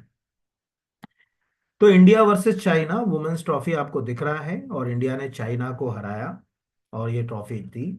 इसके पहले भी 2023 में भारत ये ट्रॉफी जो है वो जीत चुका है। स्क्रीन पर दिख रहा है कि ये लिखा हुआ है ACT title after winning the title 2016 and 2023, यानी 2016 में भी भारत ने ये ट्रॉफी जीती थी, 2023 में भी भारत ने ये ट्रॉफी जीती और 2024 में भी भारत ने ट्रॉफी जीती। तो भारत 3 बार इस ट्रॉफी को जीतने वाला देश जो है वो बन गया, और काफी चर्चा में है, इसलिए आपको याद रखना चाहिए। और एक कारण और जो चर्चा में आ गया कि चूंकि जो है वो हमारे भारत में राजगीर में इसका आयोजन हुआ, इसीलिए भी क्वेश्चन जो है वो आने की संभावना और ज्यादा बढ़ जाती है। फिर अगला जो है वो अगर कहा जाए हाल ही में मध्य प्रदेश के किस वाणिज्य कोल खदान की नीलाम वाणिज्य कोल खदान को नीलाम किया गया। अब ये प्रश्न क्यों आएगा, है ना, जैसे मारवा टोला दक्षिण और सरायपुर। तो जो अगर कहा जाए, पहले तो इस प्रश्न को देखने के लिए मैं इसका आर्टिकल नीचे लगाना भूल गया, मैं यहाँ बताता हूँ।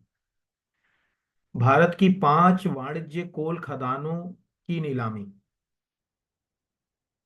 हमने ये एक सिंपल कीवर्ड टाइप किया, और इस कीवर्ड के लिए हम चले गए। अभी हाल ही में प्रेस रिलीज था, तो प्रेस रिलीज से इसको लिंक करके क्वेश्चन आएंगे। तो 4 दिन पुराना प्रेस रिलीज है, यहाँ से हमने।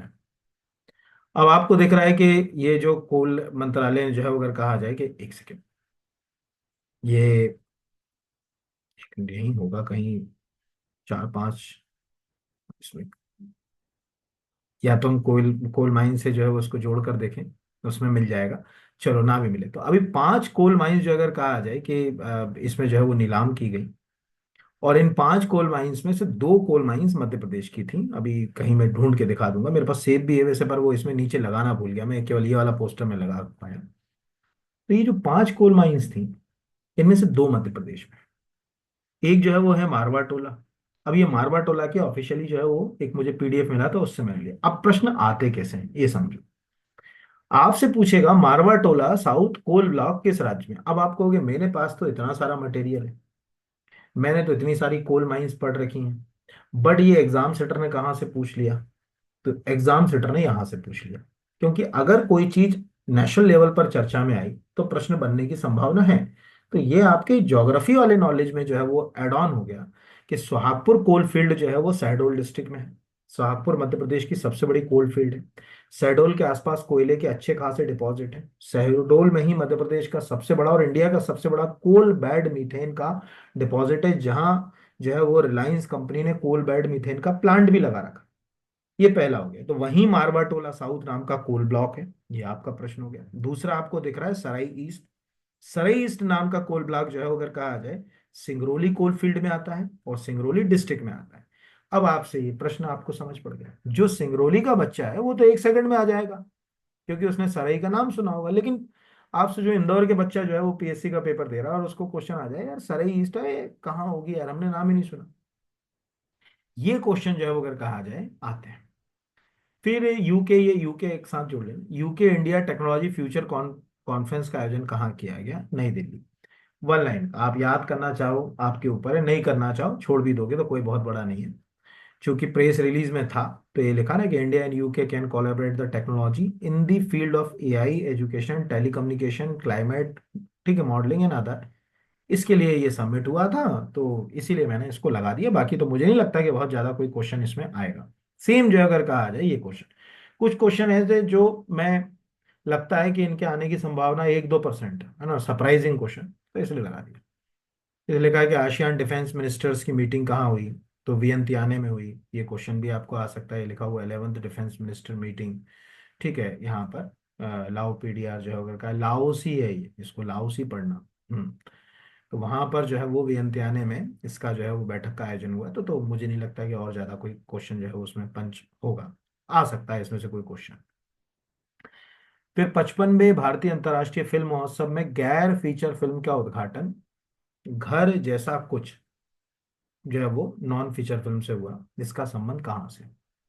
ये क्वेश्चन भी 10% आने की संभावना, बहुत ज्यादा 100% वाली डेफिनेशन में नहीं है। बट चूंकि पहली बार ऐसा हुआ कि आप लद्दाख की कोई डॉक्यूमेंट्री को वहां उससे जो है वो इवेंट को स्टार्ट कर रहे हो नॉन फीचर फिल्म कैटेगरी में, तो आ सकता है। तो यहाँ आपको दिख रहा होगा 55वां इंटरनेशनल फिल्म फेस्टिवल, सबको मालूम है गोवा में ये फिल्म फेस्टिवल जो है वो आयोजित होता है। इसमें अगर हम ध्यान से देखें तो लिखा कि पहली बार, ये जो वर्ड होता है ना, यही वर्ड एग्जाम वाले को पकड़ में आते हैं। पहली बार एक लद्दाखी फिल्म घर जैसा कुछ ने 55वें IFFI गैर फीचर श्रेणी की शुरुआत की। इस फिल्म में ने भारतीय क्षेत्रीय सिनेमा की बढ़ती विशिष्टता को उजागर किया। है ना, जैसे कहते हैं ना अपन कि जैसे हम केरला चले जाएं, आंध्रा चले जाएं, तमिलनाडु चले जाएं, कर्नाटका चले जाएं, यहाँ की अपनी एक फिल्म इंडस्ट्री है, यहाँ अपना एक अगर कहा जाए फिल्म इंडस्ट्री बनी हुई। सेम अब अपने को यहाँ भी एक फिल्म इंडस्ट्री यानी रीजनल सिनेमा जो है वो धीरे धीरे अपनी आइडेंटिटी बना रहा है। अगला क्वेश्चन, खेलो इंडिया यूथ गेम, ये क्वेश्चन आएगा, ये 100% वाली डेफिनेशन के क्वेश्चन है। आपको पूछ सकता है कि खेलो इंडिया यूथ गेम 2025 का आयोजन कहाँ किया जाएगा। अब इसके पीछे की कहानी, चूंकि अभी बिहार के राजगीर में एक इंटरनेशनल हॉकी का इवेंट हो गया, तो बिहार ने, और ऑलरेडी बिहार सबको मालूम है कि सेंट्रल गवर्नमेंट में अभी बिहार का कंट्रीब्यूशन कितना है, जो सरकार चल रही है उसमें बिहार का जो मतलब सरकार के जो चार पैर हैं उनमें से एक बिहार है। तो बिहार अप्रैल 2025 में खेलो इंडिया यूथ गेम और पैरा गेम्स की मेजबानी करेगा, ये कहा गया है सरकार के द्वारा। क्यों करेगा, तो यहाँ नीचे लिखा हुआ है कि बिहार ने हाल ही में राजगीर में महिला एशियन चैंपियंस ट्रॉफी चैंपियनशिप की मेजबानी की। इसी चैंपियनशिप में भारत ने चीन की जो है वो पेरिस ओलंपिक कांस्य पदक विजेता को हराकर महाद्वीपीय खिताब जीता। ये भी अपने को एक लिंक हो गया। दूसरा कि यहाँ पर ऑलरेडी इंफ्रास्ट्रक्चर इस तरह का है कि वो इवेंट आयोजित करा सकता है, तो उन्होंने कहा ठीक है, अगर इंफ्रास्ट्रक्चर है तो यहाँ पर। तो ये प्रश्न जो है वो मुझे लगता है कि आपको आ सकता है। अगला 50-50, जल शक्ति मंत्रालय द्वारा भूजल निकासी, भूजल मतलब जो जमीन से आप पानी को एक्सट्रैक्ट करोगे उसके लिए, है ना, वो मतलब ड्रेनेज वाटर वाला नहीं, निकासी की अनुमति के लिए किस पोर्टल की शुरुआत की, उसका नाम है भू नीर पोर्टल। ये ऐसे पोर्टल आते हैं सिलेबस में क्योंकि IT वाला जो पार्ट होता है उसमें ये पोर्टल्स आपसे पूछे जाते हैं। तो स्क्रीन पर आपको दिख रहा होगा ये भूनीर, गवर्नमेंट लॉन्च भूनीर पोर्टल। ठीक है, बड़ी बड़ी जो कोचिंग्स हैं जैसे वाजीराव का भी आर्टिकल दिख रहा है, कोई GK टुगडे उसका भी दिख रहा है, गवर्नमेंट इकोनॉमिक्स टाइम्स का भी दिख रहा है, मिनिस्ट्री ऑफ जल शक्ति का भी दिख रहा है। ये भूनीर है, तो वन लाइन है कि कौन सा पोर्टल है, क्योंकि वो नियरेस्ट करते हैं ना, जल पोर्टल, भूजल पोर्टल, जल निकास पोर्टल, तो कंफ्यूजन जो है वो क्रिएट हो जाता है। इसीलिए जो है वो ये प्रश्न जो है वो बन सकता है, मैंने इसीलिए इस पोर्टल का ये फोटो वगैरह भी आपको जो है लगा दिया यहाँ पर। फिर अगला, ये क्वेश्चन MP के लिए इंपॉर्टेंट है क्योंकि इस सम्मेलन की अध्यक्षता जिसने करी वो हमारे मध्य प्रदेश में लंबे समय तक जो है वो मामा जी के नाम से जाने गए। वैश्विक मृदा सम्मेलन 2024 का आयोजन कहाँ हुआ? नई दिल्ली, भोपाल, जयपुर, वाराणसी। तो आंसर है नई दिल्ली, स्क्रीन लगी हुई है। Union minister Shri Shivraj Singh Chouhan address the inaugural session global soil conference 2024 Pusa new Delhi. तो पूसा न्यू दिल्ली यानी अपने दो तीन क्वेश्चन यहाँ पर। एक तो पहला आपको ये पूसा, मतलब पूसा तो ऑलमोस्ट मुझे नहीं लगता कि कोई बच्चा अगर सिविल सर्विस की तैयारी कर रहा है तो उसको पूसा के बारे में ना पता हो। ठीक है, पूसा न्यू दिल्ली में इसको जो है वो जो है वो आयोजित किया गया। हालांकि पूसा की जो कहानी है ये भी मैं आपको बता दूं, पूसा एग्जैक्टली जो है वो एज ए यूनिवर्सिटी के रूप में जाना जाता है जिसका नाम है doctor Rajendra Prasad central agriculture university, उसके रूप में जो है वो पूसा को जो है पहचान मिली। कभी आप पढ़िएगा तो भारत में एग्रीकल्चर सेक्टर में जो शुरुआत हुई उसकी जन्मभूमि पूसा ही है। वहीं से एग्रीकल्चर सेक्टर में हम धीरे धीरे जो है वो खड़े होना शुरू हुए वहां से। पर वो दिल्ली में नहीं है, ध्यान रखना ना, पूसा जो है वो ये मतलब इंस्टीट्यूशन के रूप में यहाँ पर दिल्ली की बात कर रहा है वो। तो ये हमारे लिए जो है वो एक मतलब क्वेश्चन जो है वो पंच हो सकता है कि अब क्या पूछेगा वो देखने वाली बात है। स्क्रीन मैंने लगा दी, ग्लोबल सॉइल कॉन्फ्रेंस 2024, हमारे भूतपूर्व मुख्यमंत्री जी दिख रहे हैं स्क्रीन के ऊपर, इसलिए क्वेश्चन जो है वो पंच होने की संभावना है। अगला, किस भारतीय संस्थान, थोड़ा संस्थान गलत लिख किया, आप ठीक कर लीजिएगा, किस भारतीय संस्थान को लंदन में कॉर्पोरेट सामाजिक उत्तरदायित्व में, ठीक है, के अंतर्गत प्रतिष्ठित ग्रीन वर्ल्ड एनवायरनमेंट अवार्ड 2024 से सम्मानित किया गया? कोल इंडिया लिमिटेड। तो कॉर्पोरेट सोशल रिस्पॉन्सिबिलिटी, अब पहले तो एक लाइन में इसको समझ लें, मैंने यहाँ पर स्क्रीनशॉट भी लगा दिया, स्क्रीन पे दिख रहा है आपको, मिनिस्ट्री ऑफ कोल का ट्वीट है ये। देखिए, पहले तो समझिए, 2013 में जब नया कंपनी एक्ट बना, है ना, ऑलमोस्ट सबको पता होना चाहिए कंपनी एक्ट के बारे में थोड़ा बहुत। भारत में कुछ ऐसे एक्ट हैं जिनकी जानकारी हर एक आदमी को होना चाहिए। तो उस एक्ट में पहली बार ये विचार जन्मा सही तरीके से कि ये जो कंपनियां काम कर रही हैं ये सोसाइटी से ही तो पैसा अर्न कर रही हैं और नुकसान भी सोसाइटी को पहुंचा रही हैं। आज कोई कंपनी अगर पैसा अर्न करे तो सोसाइटी से कर रही है, और एनवायरनमेंट को अगर चैलेंजेस हैं या थ्रेट है या लोगों को उससे कोई थ्रेट है, तो सीधी सी बात है कि कहीं ना कहीं मतलब कंपनी की रिस्पॉन्सिबिलिटी बनती है। तब कॉर्पोरेट सोशल रिस्पॉन्सिबिलिटी का जन्म। अब हर कंपनी को, जो आज आप सोचते हो ना कि रिलायंस जो अगर कहा जाए चैरिटेबल हॉस्पिटल चला रहा है, कॉलेजेस चला रहा है, एजुकेशन इंस्टीट्यूशन चला रहा है, एनवायरनमेंट के लिए डोनेशन कर रहा है, अरे ये मजबूरी है इन लोगों की। पहले तो लोग करते ही थे, अब तो ये मजबूरी में कर रहे हैं, इसको कॉर्पोरेट सोशल रिस्पॉन्सिबिलिटी बोलते हैं। एक समय था, आज से 100-200 साल पहले, जब टेक्निकली गांव के जो जमींदार होते थे, बड़े लोग होते थे, संपन्न लोग होते थे, वो ये बात समझते थे कि हमारे पास जो संसाधन है, जो हमने पैसा अर्न किया है, वो सोसाइटी से किया है, लोगों से ही हमको पैसा मिला है।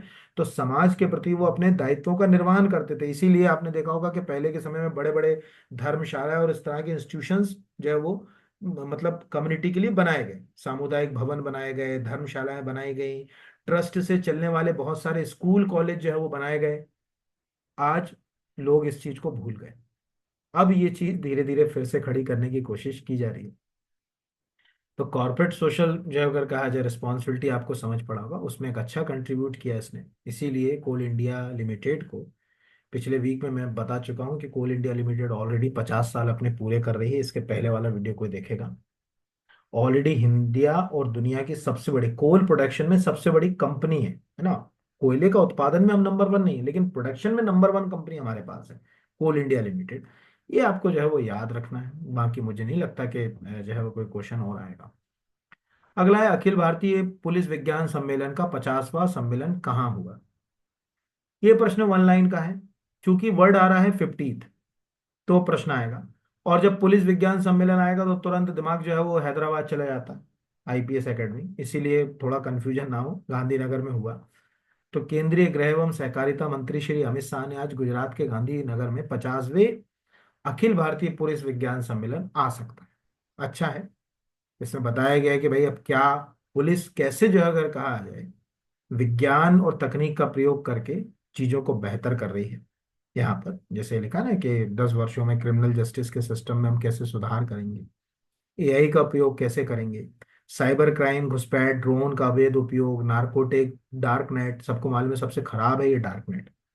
ठीक है, कई जो अगर कहा जाए वेब ब्राउजर यूज किए जाते हैं, करने मत लगना, ओनियन नाम का कोई पूछे वेब ब्राउजर का संबंध किससे है, तो डार्क नेट से। इनमें हम कैसे काम करेंगे, इन सब के ऊपर इसमें बात की गई। तो ये आपको स्क्रीन के ऊपर दिख रहा होगा, चूंकि 50वां वर्ड आ रहा है तो मुझे लगता है कि शायद क्वेश्चन पंच हो सकता है, बाकी तो मुझे नहीं लगता कि और कोई क्वेश्चन आएगा। अगला क्वेश्चन भी वन लाइन वाला है, इसमें भी हमको ज्यादा मेहनत करने की जरूरत नहीं। राष्ट्रीय साइबर सुरक्षा अभ्यास, ये एक्चुअल अपने आप में पहली जो अगर कहा जाए साइबर सिक्योरिटी एक्सरसाइज है ना, ऐसा नहीं कि जमीन पे लोग साइबर तो लड़ रहे हैं, एक्चुअली एक प्रकार का कॉन्फ्रेंस है। भाई क्या करेंगे हम साइबर सिक्योरिटी के लिए? आज साइबर चैलेंजेस बहुत है ना, डीप फेक चल रहा है, आज आप सोचो कि साइबर क्राइम इतने, मतलब आप मान के चलिए भविष्य में तो साइबर वॉरफेयर होना ही है। युद्ध का जो 5वां डोमेन कहते हैं ना साइबर वॉरफेयर, वो होना ही। आज बच्चों के साथ सबसे ज्यादा अपराध हो रहे हैं, तो साइबर जो अगर कहा जाए अपराध हो रहे हैं, उसको हम कैसे, उन थ्रेट को कैसे रोकें, क्या करें उसके लिए, ये आपको दिख रहा होगा, भारत एनसीएक्स 2024। प्रश्न समझिएगा, प्रश्न दो तरह से आएगा। पहला प्रश्न तो यह आएगा कि Bharat national cyber security exercise का आयोजन कहाँ हुआ? ये पहला क्वेश्चन है। दूसरा, भारत एनसीएक्स 2024 का संबंध है साइबर सिक्योरिटी एक्सरसाइज से। ठीक है, जो है वो कमोडिटी एक्सचेंज से, या ऐसा कुछ भी जो है वो अगर कहा जाए वो दे सकता है। उसके ऊपर है कि वो क्या क्वेश्चन जो है वो पूछेगा। तो दिख रहा है कि बाकायदा हमने इस पे काम किया। नेशनल सिक्योरिटी काउंसिल सेक्रेटरीट और राष्ट्रीय रक्षा जो है वो यूनिवर्सिटी, इनने मिलकर इसके ऊपर देखा कि कैसे हम साइबर सिक्योरिटी से जुड़े हुए थ्रेट को दूर कर सकते हैं उसके ऊपर। अब आप ध्यान समझिए, आपका दिमाग कितना तेज चलना चाहिए। जैसे लिखा है नेशनल सिक्योरिटी काउंसिल सेक्रेटरीट, ये हमारे लिए काम करनी, लेकिन लिखा है राष्ट्रीय रक्षा यूनिवर्सिटी। तब तुरंत हमको क्योंकि भाई आपने सुना है कि नॉर्मली हम यूनिवर्सिटी में रक्षा यूनिवर्सिटी जैसे वर्ड तो हम जो दिमाग ही नहीं लगाते। तो हमारे दिमाग में आना चाहिए यार ये कहाँ पर है, राष्ट्रीय रक्षा एकेडमी कहाँ पर होगा, कौन इसको जो है अगर कहा जाए मैनेज कर रहा होगा। तो राष्ट्रीय, अब आते क्वेश्चन ऐसे ही हैं आजकल, और कोई बहुत ज्यादा आड़ा टेढ़ा क्वेश्चन नहीं आता। तो ये क्वेश्चन जो है अगर कहा जाए कि आ सकता है, तो गांधीनगर में गुजरात में राष्ट्रीय रक्षा अकादमी जो है वो है। ये चल रही है, काम कर रही है, ये ध्यान रखने का सरकारी इंस्टीट्यूशन है। ये याद रखिए, गवर्नमेंट ऑफ गुजरात जो है वो उसको मैनेज करती है, और इसके लिए बकायदा पार्लियामेंट ने प्रक्रिया करी है। ये अपने आप में इंडिया में एक यूनिक इंस्टीट्यूशन है, राष्ट्रीय रक्षा जो है अगर कहा जाए विश्वविद्यालय। अगला जो है वो अगर कहा जाए, जलवायु परिवर्तन के कारण कौन सा देश लगातार बम चक्रवातों का सामना कर रहा है ना, बॉम्ब साइक्लोन। अब देखो, इसके पहले भी एक लेक्चर में मैंने साइक्लोन के बारे में बताया था। तब आपकी टर्मिनोलॉजी कैसे अपग्रेड हो गई थी। इसके पहले हमने देखा था कि आई ऑफ दी मतलब साइक्लोन में हमने देखा था कि जो लैंडफॉल होता है उससे साइक्लोन कमजोर होता है। इस बार हमको समझ पड़ रहा है बम चक्रवात। एक्चुअल क्या होगा, क्लाइमेट चेंज के कारण जो साइक्लोन आने का जो पैटर्न है, साइक्लोन आते क्यों नहीं, कि कहीं लो प्रेशर एरिया हो जाए और उसके आसपास कोई हाई प्रेशर एरिया हो, तो हाई प्रेशर से हवाएं लो प्रेशर की ओर तेजी से बढ़ती हैं, जिससे जन्म होता है चक्रवातों का। अब मान के चलिए क्लाइमेट चेंज के कारण आजकल मौसम, आज अगर मान के चलो 10 डिग्री टेम्परेचर हो सकता है, कल 25 हो जाए। इतना तो वेरिएशन जलवायु ने हमको करके दिखा दिया। तो अभी क्या हो रहा है कि कई कंट्रीज में, मोस्टली जैसे अमेरिका में अगर हम ध्यान से देखें, तो वहां साइक्लोन कंटिन्यू एक के बाद एक आ रहा है, नॉन स्टॉप साइक्लोन। ऐसी स्थितियों को कहा गया बम चक्रवात। तो ये दिख रहा होगा, टाइम्स नाउ का एक आर्टिकल है। बम साइक्लोन पिछले कुछ समय से जलवायु परिवर्तन की वजह से मौसमी आपदाओं की संख्या में इजाफा देखा गया। अमेरिका तो एक के बाद एक चक्रवात का सामना कर रहा है, और अब एक तीव्र मध्य अक्षांशीय चक्रवात से सभी डर गए हैं, जिसे सैटेलाइट तस्वीरें सामने आई, जिसे वम चक्रवात नाम दिए गए। इस चक्रवात के केंद्र में निम्न वायु दाब है, जो अमेरिका के पश्चिमी तट की ओर तेजी से बढ़ रहा है 21 नवंबर। तो अभी आपको ऑलमोस्ट समझ पड़ गया होगा कि कौर जो है अगर कहा जाए कि क्या क्वेश्चन जो है वो बन सकता है। तो हाल ही में बम चक्रवात का सामना कौन कर रहा है, अमेरिका में किस तरह के साइक्लोन आते हैं, अमेरिका में साइक्लोन को किस नाम से अलग अलग देशों में अलग अलग को, कहीं टार्नेडो कहते हैं, कहीं विली विलीज कहते हैं। आप खुद पढ़िए, और अगर आपको पता है तो लिखिए नीचे कि सर फलाने कंट्री में इसको विली विलीज कहते हैं, कहीं इसको साइक्लोन कहते हैं, कहीं इसको टार्नेडो कहते हैं, कहीं इसको भारत में तो चक्रवाती कहते हैं, हम साइक्लोन नहीं कहते। हमारे लिए चक्रवात सब हमारे लिए। तो किस देश में जो है अगर कहा जाए क्या कहा जाता है, ये हमको प्रश्न जो है वो पूछे जाते हैं, ये एग्जाम में जो है वो क्वेश्चन बनते ही हैं। चलिए, अगला क्वेश्चन, अंतर्राष्ट्रीय सौर गठबंधन के 104वें सदस्य के रूप में किसे जो है वो अगर कहा जाए सदस्य बनाए गए। अब ये प्रश्न आएगा क्यों? इस प्रश्न के आने के पीछे की कहानी को समझते हैं। पहला तो ये है कि आप सब जानते होंगे कि इंटरनेशनल सोलर अलायंस में हम जो है अगर कहा जाए ना केवल मेंबर हैं, बल्कि पूरा इंटरनेशनल सोलर अलायंस हम ही मैनेज कर रहे हैं। ठीक है, उसके डायरेक्टर जनरल अजय माथुर, अभी इसके पहले वाला करंट अफेयर्स का वीडियो किसी ने ना देखा हो तो देखिए। अभी ही अपॉइंटमेंट हुई अजय माथुर जो है अगर कहा जाए उसके डायरेक्टर जनरल जनरल है, यानी महानिदेशक। हमारे ही हरियाणा के गुरुग्राम में जो है वो इंटरनेशनल सोलर अलायंस का हेडक्वार्टर है। 2015 से इंटरनेशनल सोलर अलायंस जो है वो अगर कहा जाए काम कर रहा है। तो टेक्निकली ये जो है वो अगर कहा जाए कि आर्मानिया ने अगर इसकी मेंबरशिप ली है, तो ये प्रश्न जो है वो आपको एग्जाम में बन सकता है।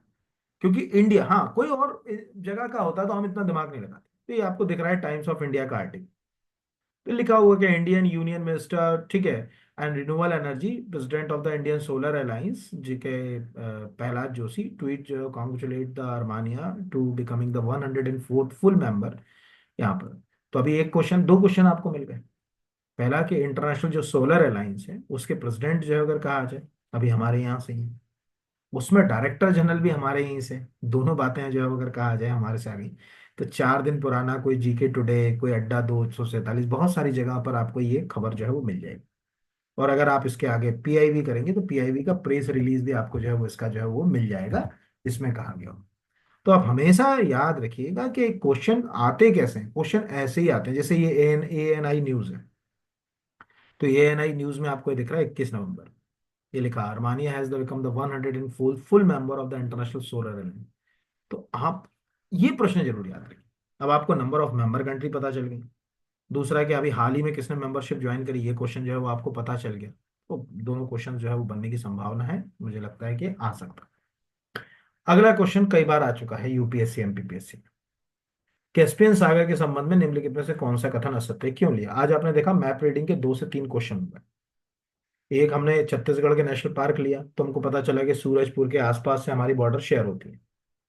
दूसरा हमने देखा था स्कैंडिनेवियन कंट्री वाला, नॉर्वे स्वीडन फिनलैंड वाला। और तीसरा ये क्यों है। अब यहाँ पर देखिए, मैंने ये आपको 23/11 का एक आर्टिकल लगाया, लिखा है। और भी जगह है ये आर्टिकल, यहाँ नहीं है, बहुत सारी जगह पर ये क्वेश्चन। कैस्पियन सागर बहुत तेजी से सिकुड़ रहा है, लगातार कैस्पियन सागर अब कम हो रहा है। तो लिखा है कि कैस्पियन सागर बहुत तेजी से सूख रहा है। 1990 के मध्य दुनिया की सबसे बड़ी झील 2 मीटर कम हो गई है। ये 15,000 वर्ग किलोमीटर से अधिक सिकुड़ चुकी है।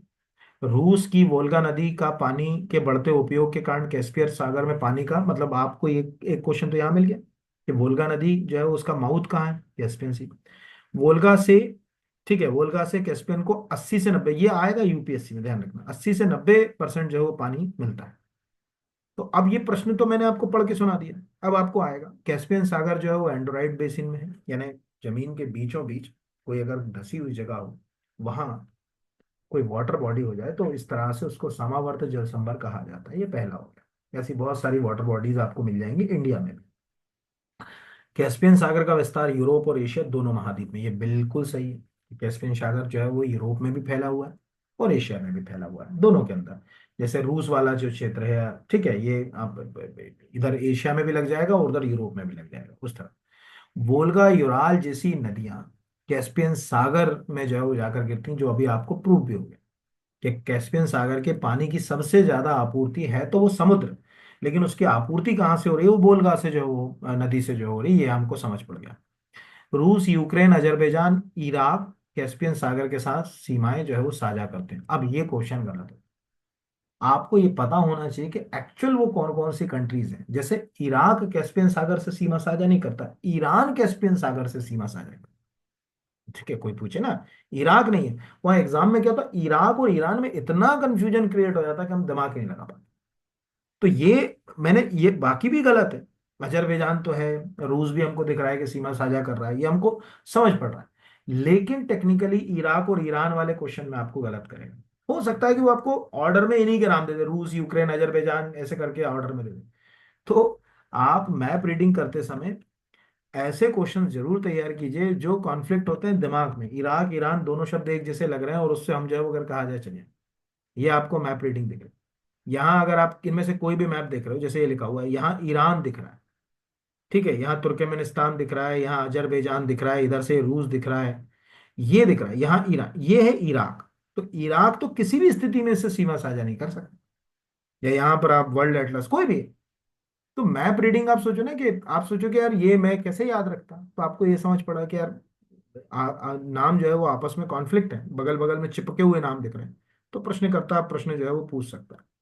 इस तरह से ये क्वेश्चन जो है वो आ सकता है, अभी चर्चा में भी है। और ये पिछले 4 भी, मतलब आप अगर कॉन कैस्पियन सी का खतरा, ऐसा एक टाइप का लोअर 2023-24 में आपको खूब सारी स्टोरीज मिल जाएंगी जो कैस्पियन सी से जुड़ी। इस तरह से आज का ये टॉपिक आपका खत्म हो गया। बहुत धन्यवाद। और उम्मीद है कि आपको चीज़ें समझ पड़ी होंगी। मेरा उद्देश्य करंट अफेयर्स ही पढ़ाना नहीं है, मेरा उद्देश्य है कि क्या प्रश्नकर्ता का नेचर कहाँ तक जाने की कोशिश कर रहा है, उससे आपको जोड़ना है। तो आपका सब्जेक्ट भी कवर होगा, ये भी। तो बहुत धन्यवाद। चैनल को सब्सक्राइब नहीं किया तो चैनल को सब्सक्राइब कीजिए। एक अगर आप पीएससी की तैयारी कर रहे हैं तो हमारे पास एक बहुत अच्छा फाउंडेशन कोर्स है। जब आप देखेंगे या पढ़ेंगे तो आपको फील होगा कि एक्चुअल जो पढ़ाई की रिचनेस होती है वो क्या होती है। बायलिंगुअली पढ़ाता हूँ मैं, अगर आपको कभी पढ़ना हो या कोई कोर्स ज्वाइन करना हो तो आप संपर्क कर सकते हैं हमसे। ऐप बी आर अकेडमी की डाउनलोड करके उसको कोर्स को देख भी सकते हैं। उस पर कुछ फ्री वीडियो कंटेंट है, उनको भी देख सकते हैं कि नेचर क्या है, कैसे पढ़ाया जा रहा है। पीएससी की टेस्ट सीरीज भी बहुत हेल्दी है, उसको भी आप जो है वो परचेस कर सकते हैं। 799 की है वो टेस्ट सीरीज तो। बाकी धन्यवाद। उम्मीद है कि जो है वो आपको चीज़ें अच्छी लग रही होंगी। कुछ और चाह रहे हो आप तो नीचे कमेंट बॉक्स में मैसेज जरूर कर देना कि सर ये वाला टॉपिक एक करा दो इस तरह का एमसीक्यू में। तो मैं कोशिश करूंगा कि उस टॉपिक पे भी आपकी जो समस्याएं हैं ज़्यादातर बच्चों की वो, मतलब देखिए क्या होता है ना कि जैसे 10 बच्चों ने, अब 10 ने 10 अलग अलग टॉपिक किए तो वो थोड़ा कठिन है। जैसे 10 बच्चों ने मैसेज किया और 10ओं के मैसेज में कोई चीज़ कॉमन आ रही है, वो ये बताती है कि सबको प्रॉब्लम्स है उसको लेकर, तो वो प्रॉब्लम्स हम दूर करने की कोशिश कर सकते हैं इस तरह से। तो चलिए बहुत धन्यवाद।